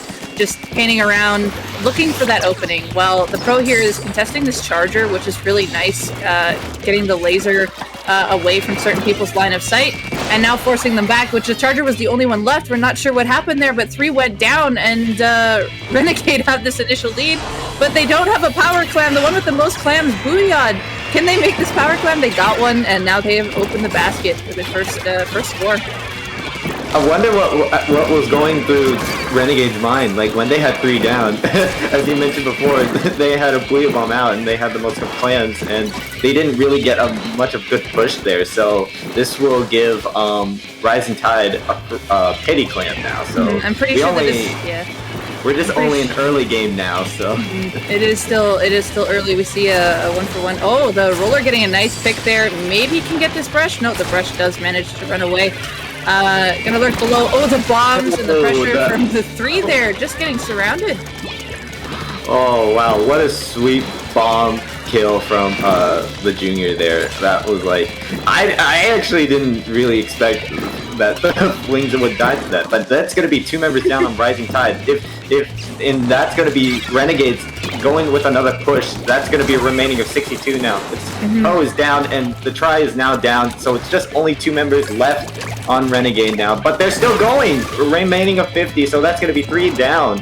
So it's nice probably extra left with this junior now. I like how Renegade pushed in there. They kept 2 in front of the basket. One was on the top left and one took the flank on the right, just to give distraction from every angle, which makes it really hard for Rising Tide to be like, where do I focus? So unless if they call out a certain one to take first, that's going to be really hard to get a good team fight down. But they did manage to get them finally after they did score a few other clams. And now they've got 2 power clams here at the ready. Sometimes this can be a good and bad thing because now 2 of your members are revealed. Renegade can jump on this where they can see these 2 clams and just go for one and then work on the other because they have more vision now. Absolutely, yeah. Those power clams, whoever's holding it, just like gives their position away, really. And with those in this situation right now, but there's a Booyah Bomb being thrown at the junior, so this maybe could be a push now from Team Rising Tide. Look at how many clams they have! Like 3 power clams, so they can start a push now. So here, the Firebeam gets the push and they get a lead, but it's only the left charger, and that's going to be the end of the push. Remaining of 34. They had 3 power clams. Bravo to Rising Tide, getting all of those clams and making that push worth it. They got those picks. It was risky having the 2 there. Then they got the 3rd, but they got the picks they needed, got that basket, and look at that score that they got off of that push. That was beautiful. Absolutely no. And now we will have to see from Team Renegade now that they have 2 power clams in their hands now. So if they're able to take this push here, but they did get 2 members down, so like they're playing it a little bit safe, not just a push up yet. They're waiting for everyone to just be well in position. Here comes the blue bomb from the K-Pro here, and now that's 2 members down on Rising Tide, but the K-Pro gets taken out by Ica from Rising Tide, and now we're only a minute left on the timer. A blue bomb is now being thrown again. Like the Rising Tide is just not giving up. They're playing it really defensively against Team Renegade's comp here. So if they, oh my god, there's so much of things that are just happening right now. And This is the biggest thing now. If you're keeping track of the time, we got 2 specials back up on Rising Tide. I was going to say they had to paint and get their specials up because they know a push is incoming from Renegade. And here's where it starts. 2 go down on the top corner there, and it looks like the pro's still up by the basket, and there's the power clams having trouble trying to get in. Oh, they're keeping it open. They're going to keep it open. If are they able? Are they able to keep it? Oh. This could be a little bit less. This is really close! This is the close! Team Renegade gets the lead and hits the blush! So, we're going straight to overtime now. So, if Rising Tide can maybe turn it around, they gotta do as fast as they can, but they only got 2 members down. They don't have the members or specials to do anything here. Yeah, and this could be just Team Renegade just taking it all. Oh my god! Oh my goodness! What an ending there. You may have 5 minutes to play, but it's usually that last minute you need to keep an eye on who's up, your specials, and try to figure out what the other team's going to do. Like if you have to play defense, prepare for the enemy push if you're in the lead, or vice versa. And in this case, they had Rising Tide had the 2 specials. It was really close. Like that was really close. And then the one just managed to sneak over on the stack and get that last clamp in for the lead. That was so tight. That was bravo honestly, to both teams. Like this is amazing. Honestly, like I was like a loss of words after that final push by Team Renegade there. That was like one of the clutch of highlights that I've seen, and coming back into commentating here again. And now Team Renegade does take this step, but we are going to be watching a Game 3 here, which we are going to be going to Inkblot Art Academy on power control here. Oh boy. Let's see if Rising Tide maybe will at least get a set here. If so, like they did really. Let's talk about Rising Tide though from that last match though. Like that push that they had those 3 power clams was a risky play. They played that so well. Like they grouped up together, and I believe they took a stack while others were keeping an eye on the other side. And they were still gathering clams along the way. Like this is what you want to do when you're making a great push like that. Like you want to make sure you have all the clams at the ready for when you know you're gonna go and open that basket. And that's what they did. And it was such a really great push. It was like I was a little bit worried because of how much they could be seen, but they just managed to find the members, group up, and go and get that push in. Absolutely. And let's see how this turns out. Maybe Team Renegade will maybe just keep the same comp. But Rising Tide is gonna they changed it up. They got rid of the backline and are going to fight aggro on aggro. I like it though. And Ahmed here is switching to the K-Pro, and now Poso is playing the 52 instead of the K-Pro now. So I think from Team Renegades it's a little bit of a change, but that's going to be 3 members down on the side of Rising Tide here, and that's going to lead the last member to jump back out of there. Team Renegade already having the first push and getting that first checkpoint here. So a Booyah Bomb has already been thrown by Ahmed here. So yeah, the double Booyah, they got an Inkjet armor. This is they definitely got the specials to do a lot of strong pushing on this map. Yeah, absolutely. Especially by the second of checkpoint, it's just like you get like a lot of control once you have everybody on your team just in that court right there. That's the second checkpoint. Yeah. But it seems like it's not going to happen right now. But 2 members went down and an Inkjet came out. I can see it being for a stall, but that's not stopping them. This 52 going in, getting a nice pick on the side here. But they are spotted. Are they going to get another one? They do. Time for Rising Tide. yeah, it's now their turn to start up with the push here. So it's just last Ahmed here, just right here, and then one member from Team Renegade has to be forced to jump back, but able to. So we'll see how things will turn. Oh, 2 bombs are already being thrown. So let's see how this goes. Rising Tide already gonna get passed through this first checkpoint, but a buoy bomb has been thrown. But as soon as I said that, they're just a little bit short just to get that first checkpoint here. And that buoy bomb just was able to stop Rising Tide's push from that tower. I don't think Rising Tide were quite ready for that push, as I noticed that you had the tower rider and then 3 of their members were behind the tower. They didn't really have any forward momentum there to get it past the checkpoint. So Renegade was able to have the advantage there and stop anything from being pushed further. And the Glugas gets taken out by the missiles, which I didn't think that would actually pretty much just happen. Here comes the Zab trying to maybe get a pick there, but no. Ahmed was able to get 2 picks by the Zap and then the K-shot there, so wow.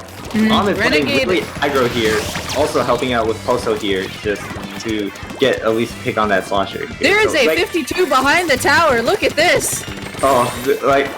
Oh my gosh, yeah, there is. So, maybe trying to get a pick, but a little bit of just struggle there. The 52 just trying to maybe get 1 pick and pick, but that gal needs to be jumped back, but able was to go down by the members of Team Renegade.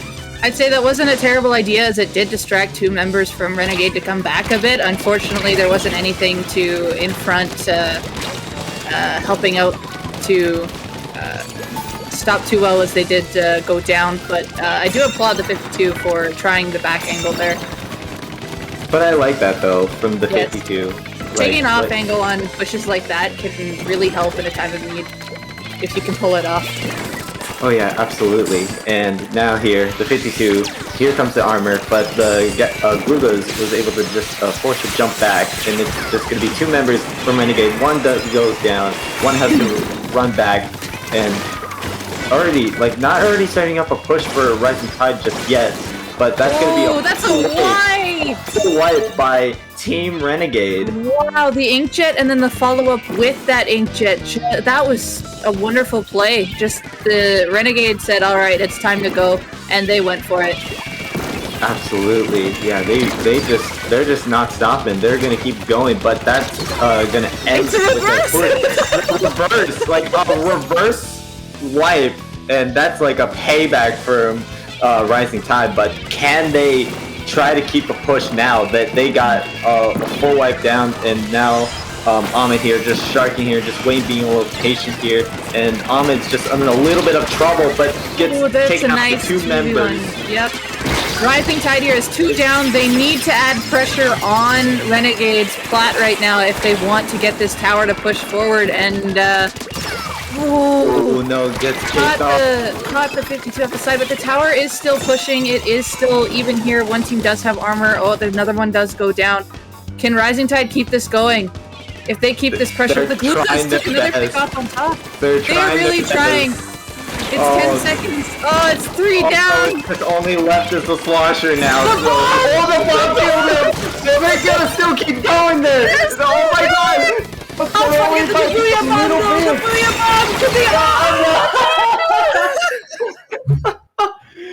the They were just a little bit just to take the lead there. Oh my god. I was like, there's no way that this was going to happen like this. Like, they're jumping and coming back and forth. Oh my like, they're goodness. just like they know Rising Tide was just like, yeah, time is running out, guys. We need to start making a push now before timer runs out, but it just wasn't enough. They were just a little short. Oh, never give up. And in this case, they did what they could. That bomb did a lot. It was just, of course, the classic Booyah. Renegade had 2 Booyahs. They did get the one, but the second one was still active, and that one managed to go off. But they did. It was so close. They almost survived the second Booyah and almost rushed for that. But it was so close. That was a really good ending push there by Rising Tide. They did what they could and tried to pull off any miracle that they could do. Oh yeah, absolutely. Like I gotta give all the props to Rising Tide though. Like they've done their very best and tried to like, especially on that clams and that tower control ink blot, like for what they just did. And I like how they were doing it like for that final push. Especially okay, so for that clams though, like the 3 power clams and getting with a push with getting all 3 power clams in, just really well coordinated when they got Team Renegade's team down, but you can just see really unfortunate for them to just come down to against Team Renegade though. Rising Tide even as well, like they switched up their comp in the end to not have that backline as well to match up with Renegade, and there was still the off team fight here, but they know how to still push in together with that change up. They did all they could. Like it was wow. It was honestly great. There was no one's over the top here. Those were some great fights taken there, and even like I said, that Deadnick with the 52 with that off angle, trying to stop that one push from Renegade from behind. I still really enjoy that play, as they were hoping that their team in front could maybe stop from in front while they could come in from behind, but were kept away from where their range could reach. But did distract for a decent bit. Even though it didn't work out in their favor, that was still a really good thing to try. Oh yeah, absolutely. Like, but I like that ending of their Rising Tide did. Like aggro comp, and instead of like not using the charger, they just went pretty aggro for that final game there, and that was like it worked for them pretty well too. And I was like, okay, they decided to not bring the charger now for game 3, so go all out on it. A big thing that Renegade did there to keep their pushes really well is that as soon as they got an advantage, they were up on Rising Tide's plat, like no problem. They were up on the window, they were up on the steps, they just went in. And I saw on one push, Rising Tide did hesitate with that at one point. But then they made up for it later on in the game. Oh yeah, that was also another good plays of Team Renegade did for that. But yeah, guys, we're gonna be taking a short break now. We'll see you guys in round 5. Don't go anywhere, and we'll see you all in the next round.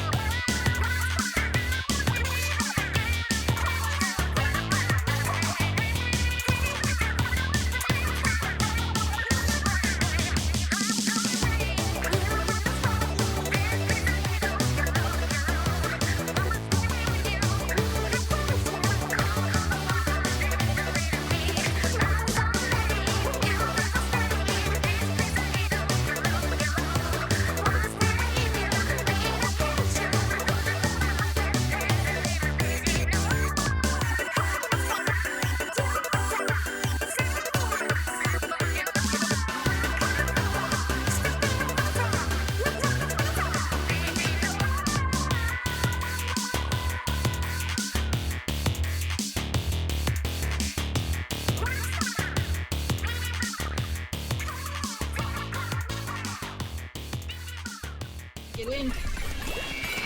Oh, they're keeping it open. They're gonna keep it open. If are they able? Are they able to keep it? Oh, this could be a little bit less. This is really close. This is the close. Team Renegade gets the lead and the blood To just crack that shell that the deep fried octolings are trying to put up right here. Oh, and it's not much of a shell at all. There's holes poking through. There's cracks in the cement. And there's not a whole lot. As much as they can do is getting chipped all the way down through their armor, trying to find picks onto this power clam. Friend is able to get through, but there's not enough time. These newer teams get really over aggressive. Oh, bouncing it off the blue, and they're trying to go for a push here. The Octolings are going for a push when they're a player down from a DC, and Apple trying to fight Chris and gets the pick, is able to trade out, and they've extended their lead to 35, which is going to be a really hard push to get back from. He's got the bubbles too. And now they need one more clam to take the lead, and Blossom's the only one left. So here comes the jump, and I believe they have a clam. Is it going to be in time? It is! It's barely in time! Blossom staying alive, causing so much havoc, and finally going down after like a minute.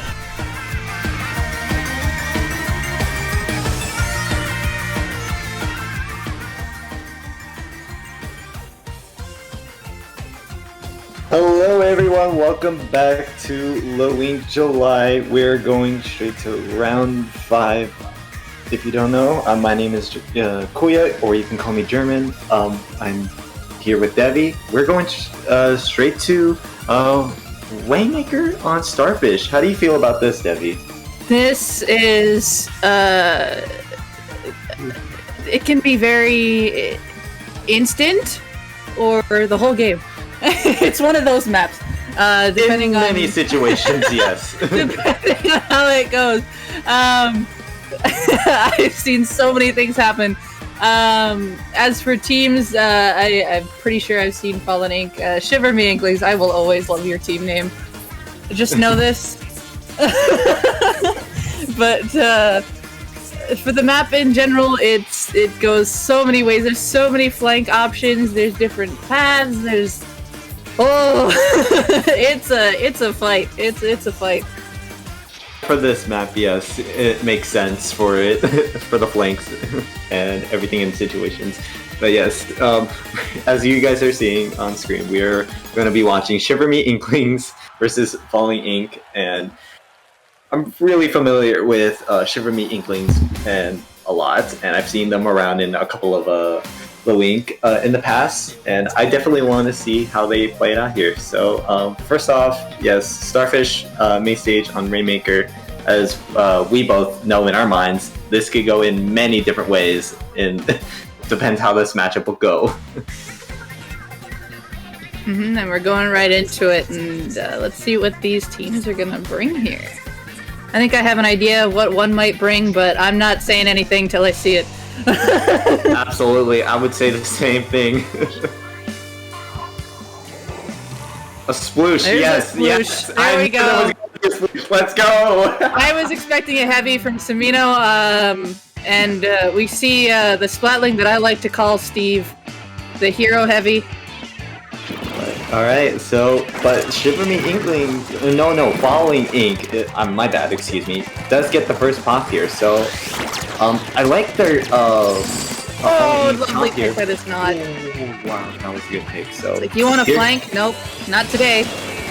Here we go, Falling Ink, already has the Rainmaker in their hands, now they get a push, but the one member does go down, the heavy does have the Ray ready, rock and load, and here's the hammer from the sploosh here. So it's just a 2v2 trade here, but the sploosh does go down, so it's going to be the K-shot left. So we're still in early game too. A little confused in trying to figure out which way they wanted to continue hammering. But and then in the end they did get picked off, but it was a good stop by Shiverme Inklings there, and now they took mid back pretty quickly. Absolutely. And still though, I think as we see here, so a missile's already being pulled out, but it's taken out by the Rainmaker barrier, so that's going to be leaving one more down. But the Shiverme Inklings has 2 specials. They use their Booyah Bomb right at the instantly by K-Pro here. So I it noticed. seems that everyone is playing like just really just kind of play it slow for a bit. So like they're not really getting a push until once everyone is well positioned and just really just starting with a push once they're all like coordinated. One thing I noticed is that the heavy still had their Ray after when they recovered, and they still had it, and they went down before they could even use it. Remember, Ray can also still be an initiated. Down. Oh, that's a 3 down. Wow. Oh my god. Wow, that was like instant denial. Oh my god. I was going to point out the K-shot, I think that was holding the Rainmaker, just went straight in. Or, yeah, just went straight into their left side and then just go for it and gets the lead by a remaining of 51. Oh my goodness, But then the K-shot gets hindered by the members of they got 3 down again! They got 3 down, what? Okay, as soon as you mentioned that already, so they're already going to start the push. Getting the lead again and getting past it, but a little bit just too close, but the K-shot was able to get a pick on that Rainmaker now, so it's going to be a 1v1. So here we go, the jump coming in from Fallen Ink. What just happened? So many things just happened, Debbie, and that's what just happened right there. Goodness.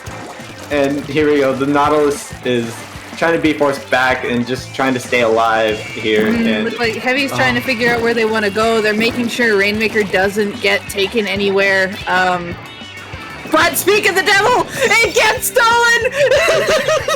just like They turned away for a split second, and that zap just went right in. I saw it coming too. I'm like, they're turned it back. No.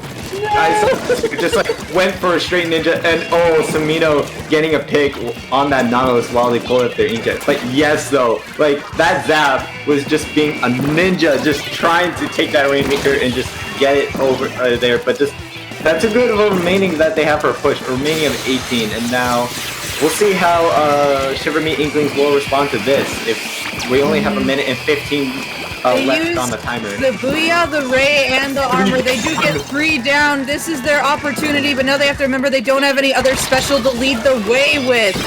And instead they get stopped by this K-shot. Yeah. That is a moment where you got 3 specials, but remember to stagger them a little bit. Yes, use them all at once. You got 3 down, but now remember, you got nothing to push that choke point with. Absolutely. We're only 15 seconds on the timer now, so Shiverme Inklings have to make a move pretty soon here. Here's the missiles, and then you got the Ray. Armor is already being pulled from Shiverme Inklings. They got to use it really just wisely now with this push here. But it seems like it's maybe not going to happen. But the K-shot is still trying to be alive. Now gets taken out by one of the members of Shiverme Inklings. They got to, Shiverme Inklings need to start making a push now if they want to make it to lead. We see the Ray came out. Samina trying to maybe just find where they are. And that hammer throw. I think it was not looking good. A trade right there. So not really looking too good for Shiverme. Oh my god. And that's going to be 3 members down on Shiverme Inkling. And Falling Ink will take game 1 in the 5th round of Low Ink July. Oh my gosh.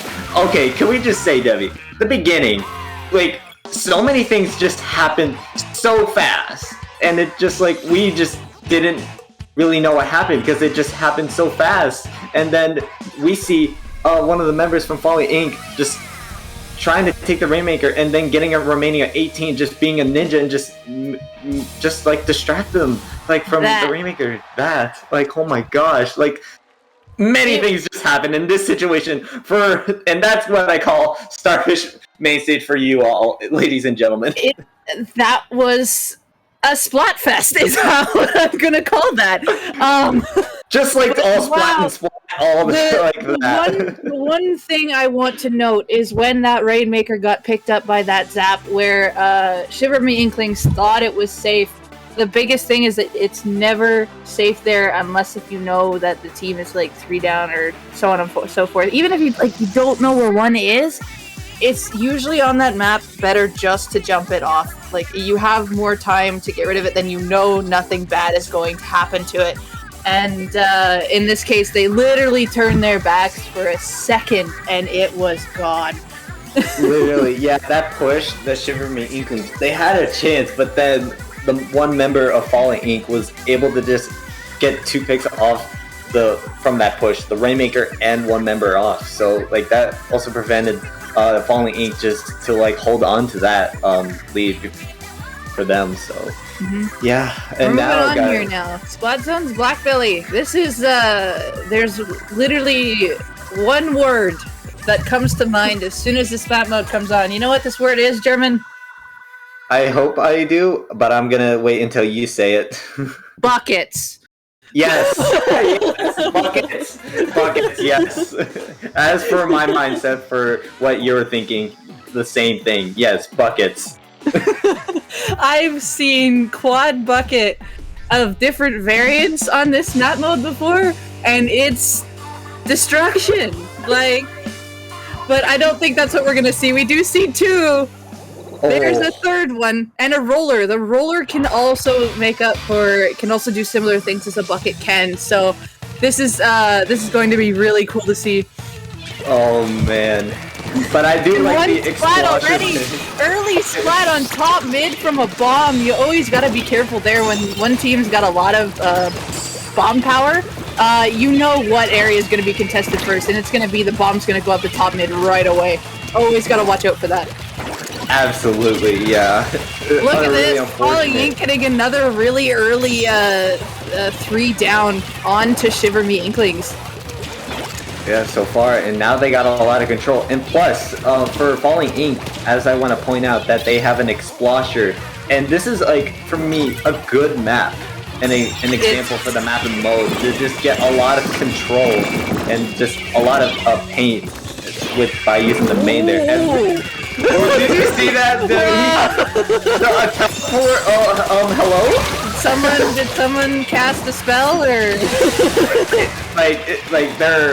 They're like a wizard. They just used to cast a spell and using teleportation or something. Oh, either way, though, it was just a little too slow. But that was like looking a splat right in the face. But the Nautilus does have the quicker speed there, managing to splat the roller before it gets that flick off. Absolutely. It seems though, gets a bomb kill out of the Nautilus though, so we'll see how Shiverme Inklings will do, because like they're really holding it off so fast. Oh, and look at this! Mino getting a pick on Shiverme Inklings, yeah, got 3 of them now. So yeah, and this is gonna be their lead now. So yeah, Falling Ink has to do something about this push. Like for this. Like in the situation, they need to think of something. Like they're just out of position. Like all specials are being thrown, and just everything is just so much happening right now. A lot of a team fight is going to be happening. It's a 2v2 trade going on here. So, but at least going down. Oh, there's your classic roller ledge camp. That's how that works. Absolutely. Look at the roller go! Samino just popping off with that roller right there. Just not going down that but easily. But they might lose the zones. They might lose the lead here. No, not the lead. They lose the zone, so that's going to give them a big penalty right there. So now, Falling Ink will have to get rid of this penalty that they have right now, which isn't that long for them. So they just got to keep Shiverme Inkling out of the zone and just there not letting it. Things that happened there. Yeah, it was the baller actually that came in from the other side to help contest the opposite zone, having Shiverme Inklings to turn around, and that's what allowed Falling Ink to come back and get a cap there. But now it looks like they're struggling again to keep these ledges safe. They did manage to pick the try, which is really big, but where's that roller is what we want to know.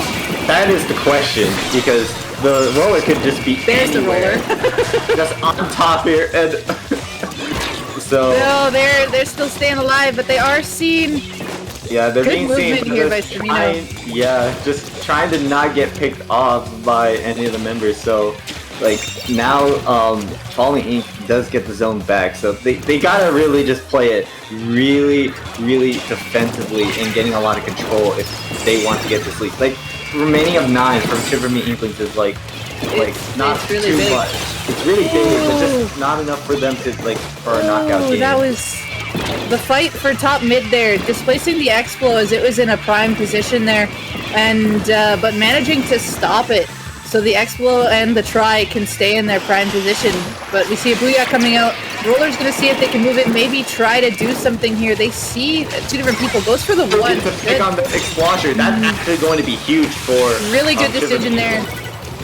Yeah, I like the decision from Samino. Getting that pick on the Explosion is huge for Shiverme Inklings. It is.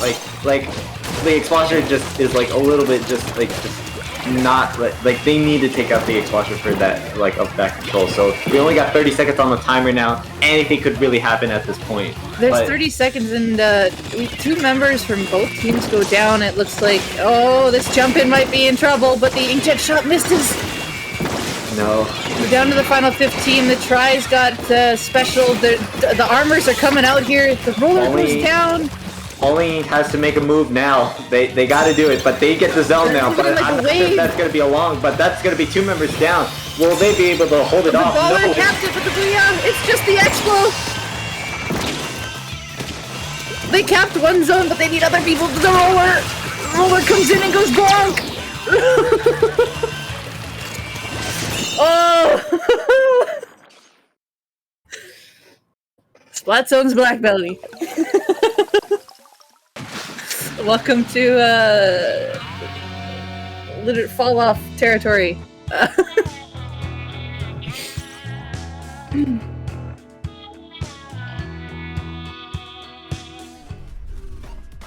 This will keep going there. But yeah, wow. From the middle of that game, there was so many back and forth action that you could see. The first thing that I noticed was when a Booyah Bomb was held on top mid, I believe by one of the K pros, and it was just kind of held, waiting for where the members were going to bunch, and it was thrown in a really great place for Shiverme Inklings to just move on in and just extend their lead. They were under the ledges. They played to their weapons' advantages. It was a really good moment there. And then Falling Ink, they came around on the off angle and managed to get zone cap. And then it was really close towards the end. They're very, very back and forth. And then Shiverme Inklings managed to win that battle there. Yeah, but I also want to give that props to Samino popping off with the roller, getting a lot of picks from that matchup right there, and that really helped Shiverme Inklings and hold it off with a tie at 1. Now we're going straight to game 3. We're gonna be going to Anchovy Games on Clamblitz. This one, the Inkjet funny map. But the question is, will we see an Inkjet is a thing. We have seen a Nautilus come out a couple times, so there is a pretty high chance that will happen. A couple pathways to go in, and this is a map where you like to deke the enemy's focus. You take a clam and go one way, and then you have enough for another clam to distract that another way, and then you just kind of displace the Nautilus and a bamboo? Okay. Nautilus and a bamboo. Okay. Mm-hmm. I like this. I maybe like to see what they're going, and they're running a double missile comp. Mm-hmm. That is relatively common that you do see on this map, so there really isn't too much of a surprise here from comps. From what I see, oh wow, Smino with a nice pick on that ledge there, and it's gonna be a knot fight. Does opt to back out, which is a really good decision here, as they did have a little bit of a disadvantage. Oh, but coming back in, surprise! Yeah. A little bit of fighting at their window right there. So here we go. We see Shiverme Inklings have a power plant already now, so it's a 1v1 trade. Both of Nautilus are down, which is actually doesn't really surprise me. Both are down. I was really worried for that for the one that dropped there, but they had armor to help them get back up. Absolutely, and that's gonna be 2 members down on the side. Make that 3. Shiverme. 3, yeah. With that push there, I gotta say, I feel like that was not a good of a decision that they had, but If they had all 4 of them together, maybe that could be a possibility that they could maybe get a push, but that just wasn't good enough because you had that bamboo and you got mostly everyone just playing that defense at their baskets. So if you're gonna take as we all know, as the or the right-hand side route, depending on what side you're on, you really have to make sure that you have people away from that ledge, especially the ranged weapons, because they can be further back and can still pick you off if you try to swim up off that ledge if you don't have enough to contest it. So this is why you really want to have both sides kind of going in at similar times, or having a couple specials that can be more ranged to get them out of the way so you can make it up that ledge. Oh yeah, absolutely. It seems that we're only 3 minutes on the timer right now, so like it's just kind of just like back and forth. But Shiverme Inklings had a chance to make a push, but like just really wasn't enough. Both Nautiluses are down again, so we don't know what kind of advantage that we'll be dealing with if they make a push. But they made it up that ledge. They dropped off the ledge, which is probably for the better, as we see a lot of bombs and stuff coming out. Shiverme Inkling still opting to go for this right ledge. It's giving them a bit of trouble here. A lot of a trouble for them. Like they were trying to go for it, and then they had that booyah bomb, but it just wasn't enough for them to just keep on moving forward at their window and just pushing it. So, and that just leads them to a 2 down for them at that point. When the one member goes down, and then the one that was holding the power goes down. Oh, this knot coming in here. Yeah, and then here comes a jet from. The ink jet. Going back into the missiles. Oh, the K-Pro goes there's down. The first score. And that's what gonna be a great off displacement. Oh my gosh. Like the inkjet pushing back into the pile of missiles, like that's wonderful. Yeah, and I didn't probably expect, because I think they didn't know that the missiles were also being shot in that direction though. So, and that leads him to die to the missiles there. So, but for the side of Falling Ink though, they did get the push, but just not a lot of claims for them to throw a lot. But they do have another tower claim in their hands again. So if they can, no, I've said that so wrong. It's Shiverme Inklings that have it. I'm really messing up a lot of things today. So Shiverme Inklings are still trying to take this ledge. Yeah. You don't know. Oh, but gets 2 picks off of them, so Shiverme Inklings might have a chance, but that's gonna be 2 members down. Picks and fighting back. Like, once again, though. Wow. Like there's just a lot of too much of going on for me right now. Like, and especially for that window and ledge there. Like, but we only have 45 seconds on the timer now. Anything could really just happen at this point. Right now, Falling Ink does have more of the control, as we see Shiverme Inklings are back on their street plot area. And but there's still 30 seconds left, and it can still be anybody's game. There are 3 specials already have They've been launched. Whoa! There was I think that was the Inkjet trying to go over for the Nautilus, because I'm like, they died on the other side. When did they get there?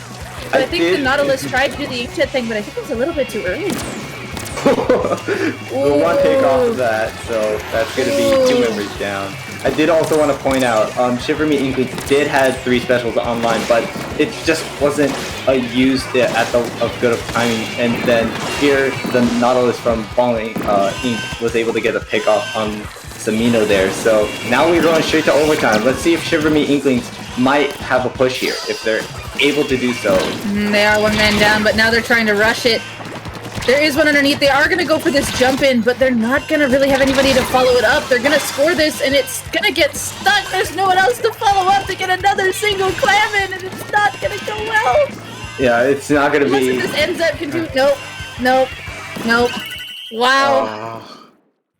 They got the score, but if they had one other person to jump in with 1 clam, like, it's so close. You have 1 person jumping with the power, and a second with just a single clam, and you just throw them both. And Wow. Yeah, unfortunately. I have no words for what just happened in this last of game 3 here in this 5th round here. I have no words. We saw where it started. We saw Shiverme was pushed back. They had those 3 specials online, but it looked like that. Like as soon as we called them, as they were just still kind of pushed back, it looks like that they started to trigger them, and I think they did that for the Inkjet. But the Inkjet did get picked off, which kind of snowballed on them. It didn't go as planned because they still didn't really have too much control yet. But they still did try, and their front line there moved in to get under basket. They were able to score, but again, not able to stay alive to get another single clam in to take that lead. But on top of that, because like not a lot of both teams only scored once, which means both teams put up one heck of a defense.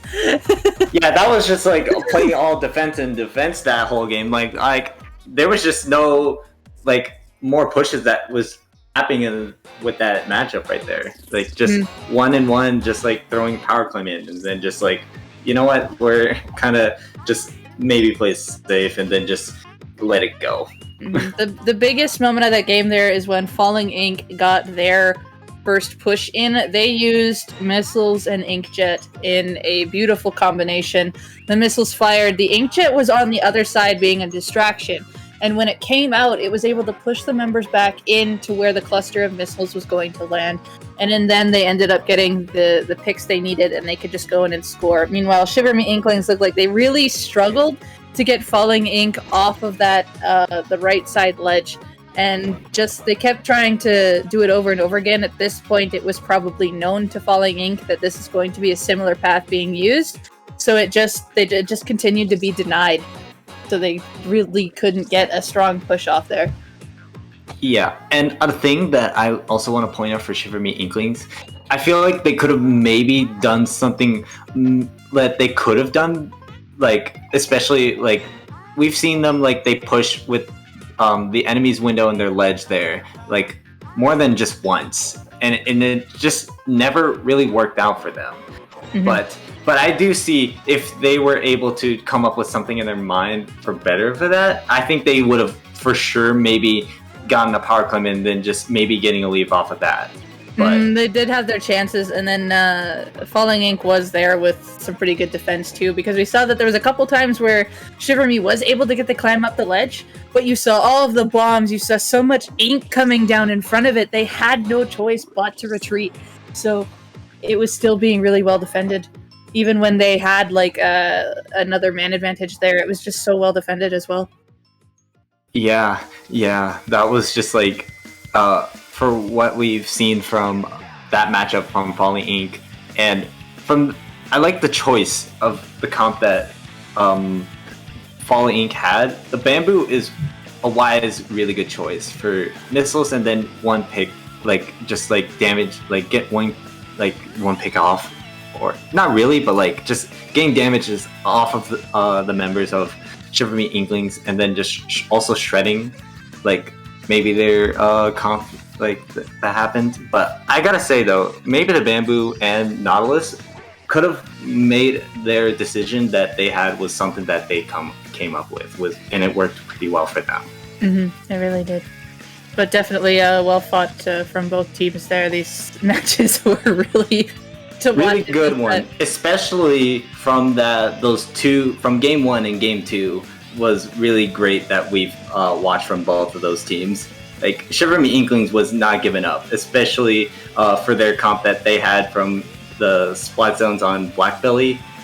Samino was just really popping off, and then just really getting a lot of picks from that match, and that really saved them from getting it as a tied 1 at the end there.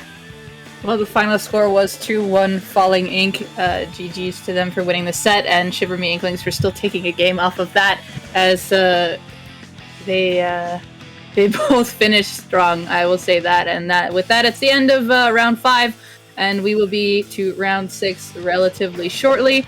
And that will be the final round of the day. Until then, we'll take a short break, and we'll see you guys pretty quick.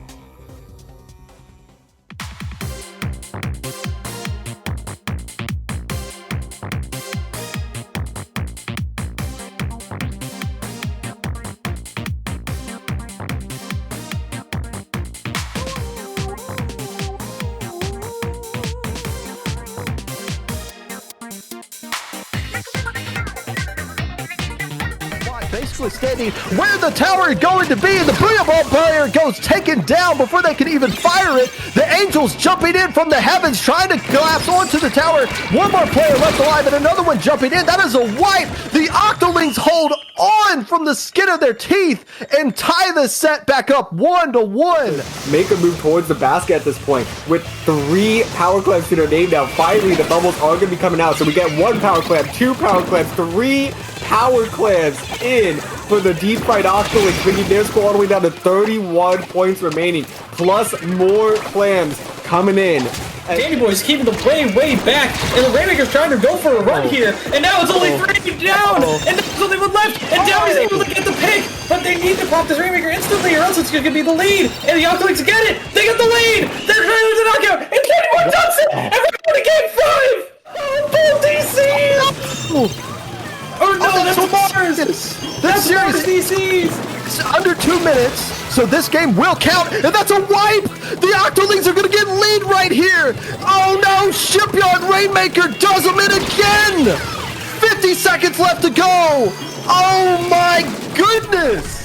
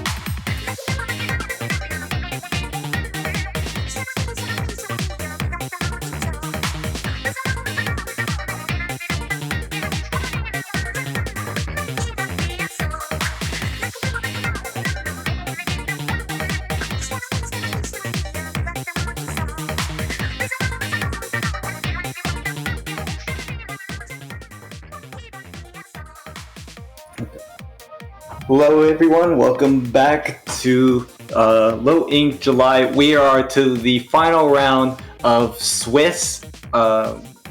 So here we go. We're going to be starting it off on Skipper Pavilion TC. And Debbie, I have no, I don't know how this will be played because I haven't seen Skipper Pavilion Tower Control here played in any sort of other tournaments as far as I haven't seen it. Well, how do you feel about this? Not too bad. Also, I'd like to mention we didn't really shout out the teams' names or Absolutely. the teams who's in this round. We've got Leg versus Dark Rain. I'm personally not too familiar with these teams. I know I have seen a couple of names before. I am still catching up with things again. But yes, Tower Control, Skipper Pavilion. There's you get the big fight on the bottom, and then it all depends on how the team's comps and how they're going to push forward, because the path is a really, it seems like you've got some space, but really there is not a whole lot to work with. You can go sideways on the foil or the tarp and flank from there and try to pick a few people off to try to clear the front. But the big thing is you want to try to make sure you get the people off of window who are going to defend. It's so many different things can happen, and teams always play it differently. So there's there's several different strategies you can do. So it'll be interesting to see what these two have to bring. Absolutely, yeah. And as for me though, yeah, I'm not really familiar with these two teams here, so I definitely would love to see how they play it out for this matchup here. So here we go. Skipper Pavilion on Tower Control. So let's just take a look at these counts here, and you see a remix. Aha! There's what I love to see. We know Hydra- this. Yes.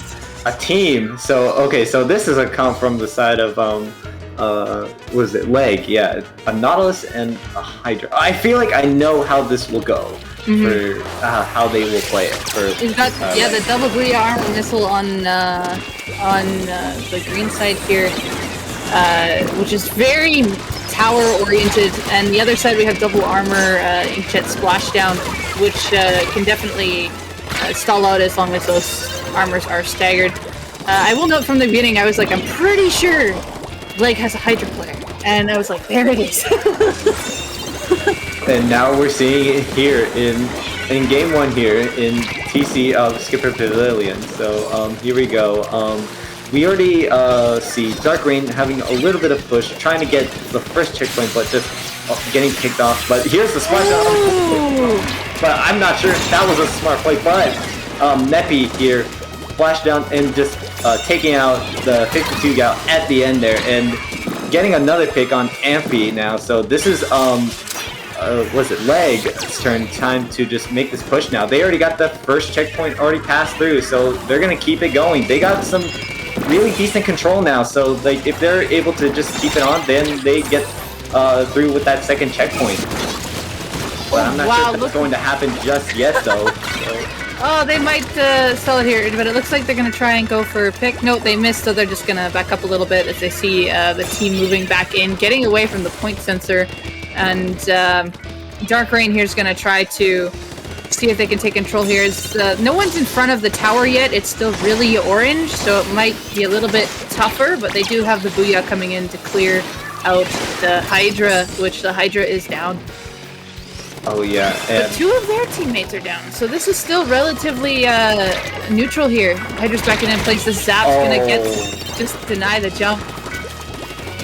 Yeah, really just of a smart play from the Zap though, but I'm not sure for the remix decision there, but they tried, and now it's going to be Leg's turn again, trying to just get that second checkpoint if they can, but they do got get 3 3 members down. Look at this go. I love how quick. And here comes a special from the Jet though too, so that's gonna distract them.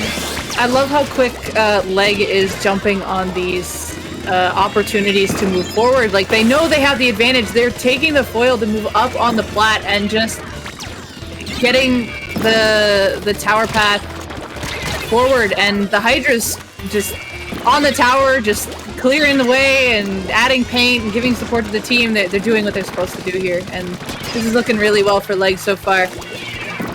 Yeah, so far, and so good for Leg here. So Dark Rain having a little bit of trouble right now. Now they have to respond to this remaining at 20, but we only still got a minute at 50 on the timer right now, so like anything could really happen if Dark Rain is able to get a pick up on the Nautilus and the Zap. I think this could be an opportunity for them, but like then again, like anything could just sort of happen. But Hydra's on the tower, but it's being forced to jump out of there.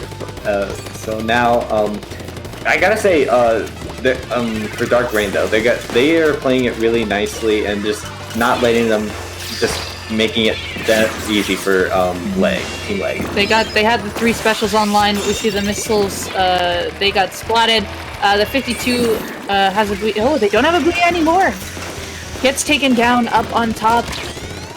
And it looks like Dark Rain is having a tough time actually being able to clear the path in front of the tower as they get an opportunity to push, because Leg is just able to figure out where they're coming from and stop it immediately. Yeah, and we only have a minute. No, not a minute. We only have 42 seconds on the timer now. So Clem here trying to just paint up and just get that armor. Goes for that quick armor and just maybe just try to do it something, but I'm not sure if that was the right decision for them. It's only just the 52 left, so Leg is really just pushing that tower really nicely. So only 20 seconds. If Dark Rain can maybe just do something here. They need to do something if they want to just not make it over yet. But I'm not sure if that's gonna happen. But it's just a 2v2 trade now. So April here just riding that tower once again. So I'm they're loving just this not Hydra letting square. go. I'm loving this Hydra's work up front, and just like they know that their team's in trouble, so it's like I can push forward a little. I can be a midline for a little bit here. I love it. This is the last final push. Possibility of decisions that Leg will make, but here we go. Powers contested. I don't have any words, as you can hear. Yeah, I gotta say the zap just swam and then just swam from that side and side, then just popped in right in front of Dark Rain's faces, and then just taking 2 of them down, because I believe I saw there were 2 members on the tower there just trying to get a pick off of that zap just to not let the overtime just like stop it, but the zap was able to just survive him and getting those 2 members out of Dark Rain off the towers. So Leg will take game 1 here, make it 1-0. The KIA count on the side of Leg there, they were quite high, so I am curious to know like the actual splats to assist, because with how Leg was moving in, they were as a squad, so it's like I'm pretty sure a lot of like the KA count had a pretty relatively even number of assists, because there was always a second teammate on a fight that someone was picking. Like you saw someone would move in and help if they knew that they could. They always took fights together. It wasn't really, nothing was overly like solo oriented from what we could see. And there's one thing I wanted to note. You said with the zap when they were painting for armor there, how it was probably not a great thing to paint for armor there, and I kind of do agree with that. It kind of takes the zap out of play while the other team is pushing. A lot of some of the armor bots forget is that you can still paint for your armor while painting like a wall of defense. Like use your bombs to paint forward and all that. You will still get your armor. You don't have to go off into a distance, take yourself out of play to paint for your armor. Absolutely. And now we're going to be jumping up to game 2 here. We're going to be looking at another, I would say, because this could go in so many other situations too, as for what we saw. We're going back to Rainmaker. This time, we're going on Snapper Canal. Oh boy. Again, I've seen, this is like... I've seen so much of Rainmaker Snapper. I've seen so much of it. It is, there's several different paths. It can be over an instant, it can be a whole 5 minutes, it can be the last 10 seconds, like, who knows? Like, who knows? If a team wipe happen, like a full team wipe just happens, then they could just be like, literally just a 10 seconds or like more than just knocking it out. But we'll see what happens. It seems though, they have we see a little bit of changes on both sides. There's a V-Pro on the side of Dark Rain, which is actually interesting. So they've got the point sensor and the rain, which will help with a lot of visibility and taking out of tight areas if they can get that off. Ooh! Neppy getting a pick off the heavy splatling there. So, and we see now having the hands of Leg has the Rainmaker. They're already taking it on the left side, so a Booyah Bomb's already been taken out, and the Booyah Bomb by that 52 gal really helped stop that push from Leg there. Yeah, they knew where the Rainmaker was going, so they threw it in the direction of where they were going, and April was just stuck and couldn't get out of it in time. So nice Booyah throw. Absolutely. Now we see here, I see where Ampy is making with this decision with the V-Pro. I think, yeah, as you mentioned before, his ability to know where the locations where they are, and I think that could also just prevent them just like be away from the point sensor, and that would be maybe a good decision for them to find where they are, or just like making it like the members just be away. But here comes the armor from April, taking it to the left once again, but here is the Ray from the heavy Splatling, gets taken out by the Stingray this time, which, okay, I actually thought... I thought the Pro or the Zap had it, yeah. Yeah, I thought that had it too, but the Ray was able to just get that pick off of the Rainmaker there. I didn't see what else was coming onto the Rainmaker, but I was like, okay, the Ray's out there. The ground is really uneven there, so the Rainmaker has the opportunity to actually outplay the Ray. in that area, but there were members on top of that Ray just to shut it down. So that was a good job that they had follow-up there. Absolutely. Oh, the Insta Bubbles. Here comes the Insta Bubbles, and that's also a K-Jinger, but also gets a pick off, but then gets taken out by one of the members by the Dark Rain, yeah.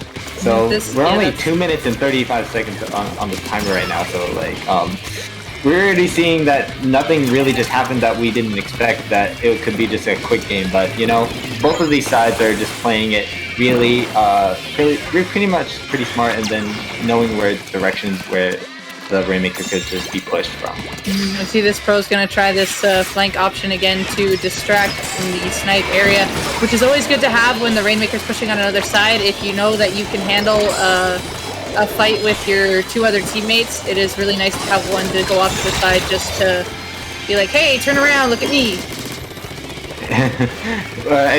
But I do want to say, that was a sweet move from the Zap, though. Getting a pick off on that Rainmaker. The jumps right there, but Neppy gets taken out, so this might be a little bit of something that they have to do. Dark Rain has to do something and getting, like, another member out, but that's going to be 2 members down on the side of Dark Rain now, so this is just like some opportunity here. It's just as heavy here, but gets taken out by the Zap here, so only just so much of things is just like going through my mind right now from both of these teams here.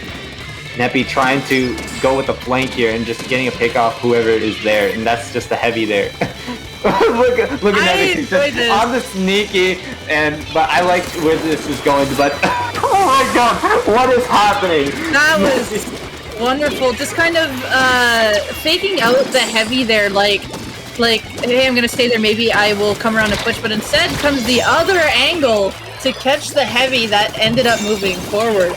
So they're giving that heavy a really hard time. I know, it's fantastic. But I like that move from Neppy though, just like making it just a fake, and then just like, as you mentioned before, faking it, and then just, oh my god, Neppy just like had of a mindset that the heavy just had there and gets picked off.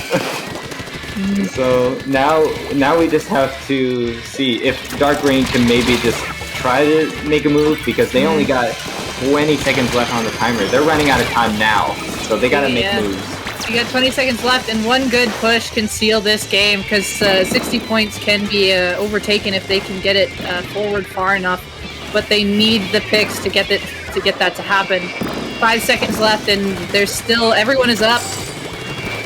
It looks like has this Rainmaker guard. They picked it up in time, but the Zap, they did pick up the Zap. There's the 2 down. So there's going to be 2 members down, so this is an opportunity for They have to figure out where to go. Yep. They're going to take it forward. The splashdown! No! Oh, man. It was...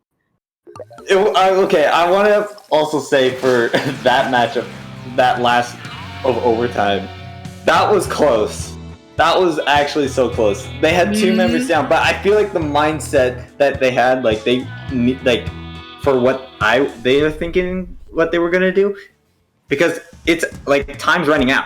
Time is literally running out, and that's what their mind, from Dark Rain had right there. So they just went for it, but just not enough for them to just like get that lead there for Dark Rain. Actually looked like there was a slight bit of hesitation, like they weren't sure what was happening, because that zap caused them a lot of trouble there, and luckily they did get picked off. But we saw the Rainmaker, they kind of went forward, then they went back a bit, and then they went back forward. They didn't really know which way to go, and then finally they must have had the call out to go forward, but that machine was in a good spot there, and I don't know if it was the machine that actually picked the Rainmaker off or it was something else nearby, but there seemed to be a little bit of confusion there, at least from the Rainmaker carrier, but Leg was still there with the 2 people to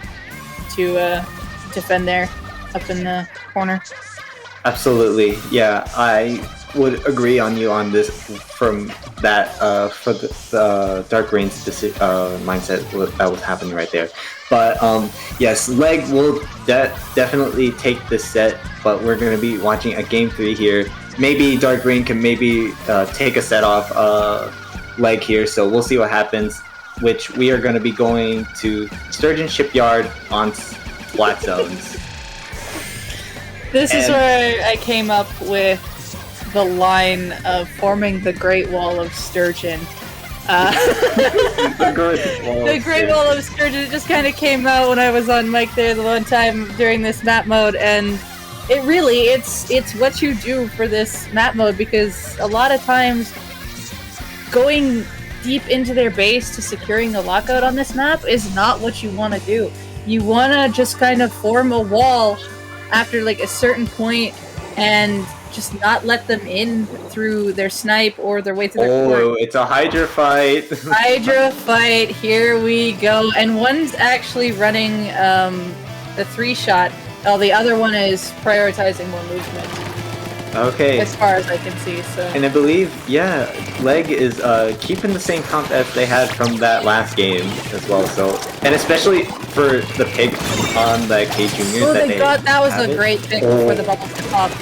Yeah, that was. I mean, as for we couldn't really see it from a good perspective, but yeah, really nice pick stuff. So now it's in the hands of Dark Rains on the zone now. So we'll see what Leg will have to respond to this, but just the K-Machine gets taken out by the Hydra and gets April as well, so that's also huge for Dark Rain from that was pretty big. So really, it was risky in the fact that there was the person beside. I'm pretty sure they could have seen that person beside there.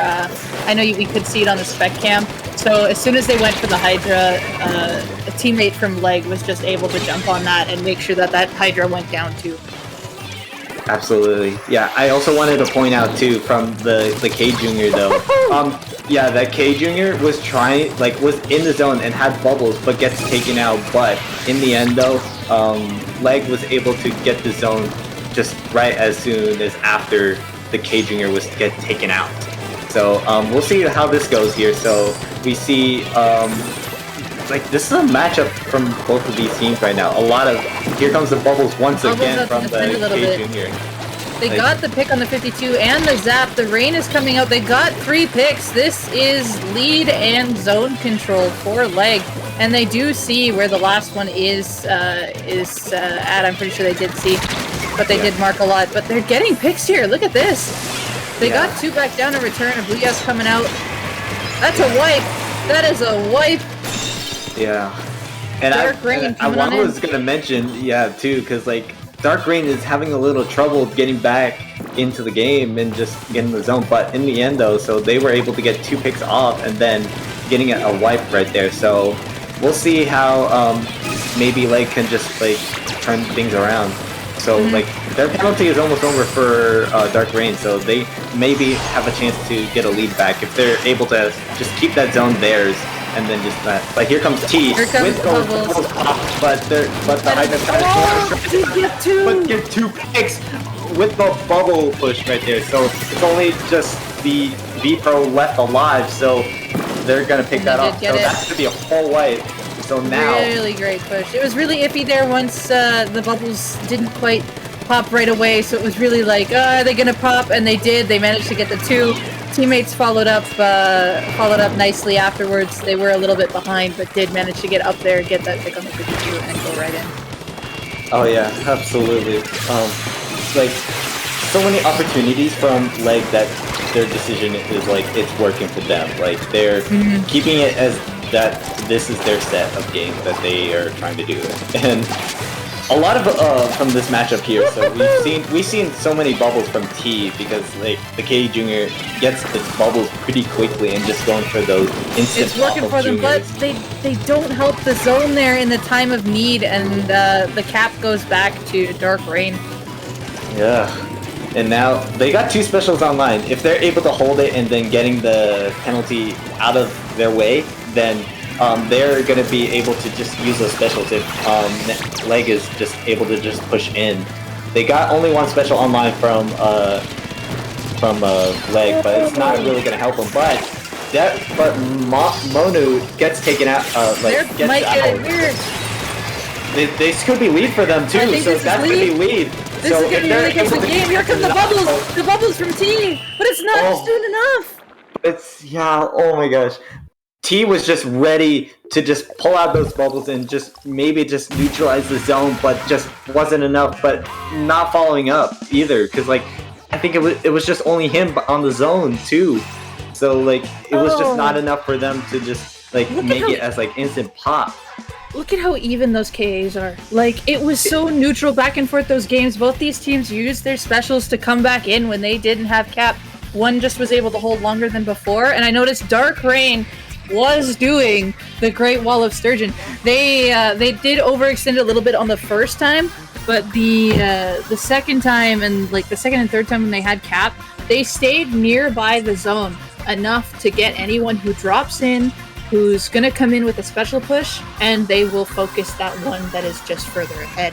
And that is what we saw at the end there, because we saw a Booyah Bomb coming out there, and it was just the special on special who's going to win, and in this case the Booyah Bomb came out on top and just stopped it there. T was really close to coming with those bubbles to stall it, but it was just a little bit off, and Dark Rain able to take that game. Yeah, and Monu, like I also wanted to point out, Monu was able to get a pick off on April, which is also huge because they had that penalty gone already. So that gave Dark Rain at least an advantage for them to just like get that knockout win, and that's what they had and it's what that worked for them. So as I said, Dark Rain does take a game 3 here, so they do fall against Leg there at the end, 2-1. Great jobs to both of these two teams here. Like, we've seen so many great sets as we are commentating here, Debbie. Like, really great ones. Absolutely. There's never a dull moment on these sets. You play to your heart's content and you give it your all, and thus rewards you to have great games no matter the outcome. Even if you're down behind, even if you know it was a great effort put in, that's all that matters.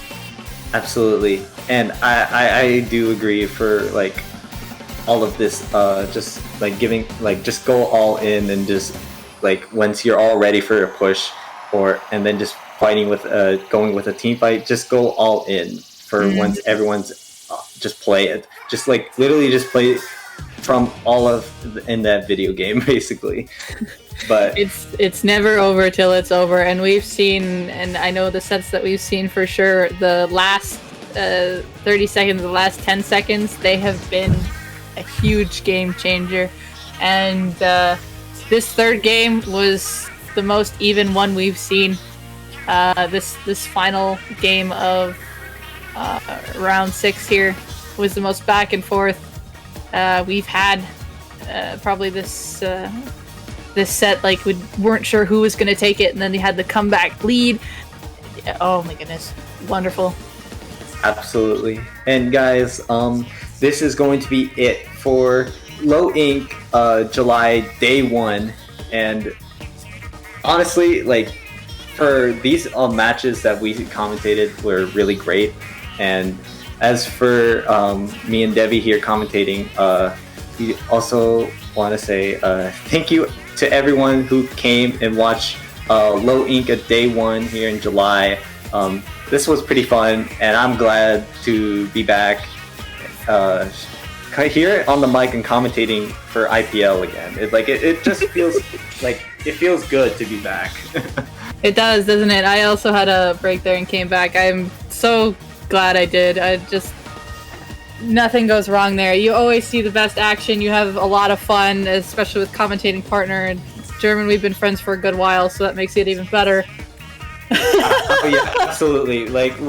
As for to the audience out there, yes, me and Debbie were good friends, and we commentated together in the past. And I feel like as us as commentating, we're a really good pair as long as like we're on the mic and just knowing what's happening in like from these matches up as we're watching. With this, I guess we should probably wrap things up. We should say big shout outs to IPL staff, streamer, everybody there. They're all amazing. All of the TOs. Everyone's amazing for running all of these events. Love them all and appreciate them. And I always like helping them out whenever I can. And that will also go for me as well. I do love helping out here for IPL and every other single tournament, even commentating.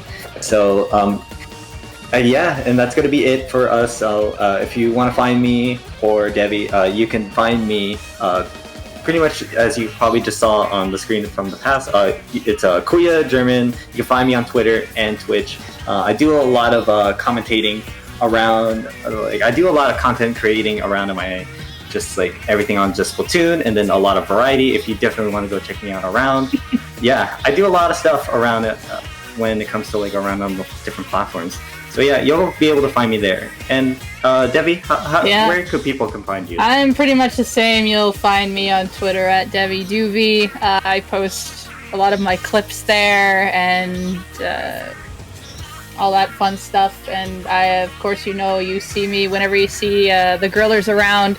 You'll usually see me there as the captain of that crew. Love my crew. And on Twitch, also Debbie_Doobie. I usually stream a lot of team stuff and side of extra content. So yeah. But yeah, guys. Hopefully you guys enjoyed Low Ink July day 1.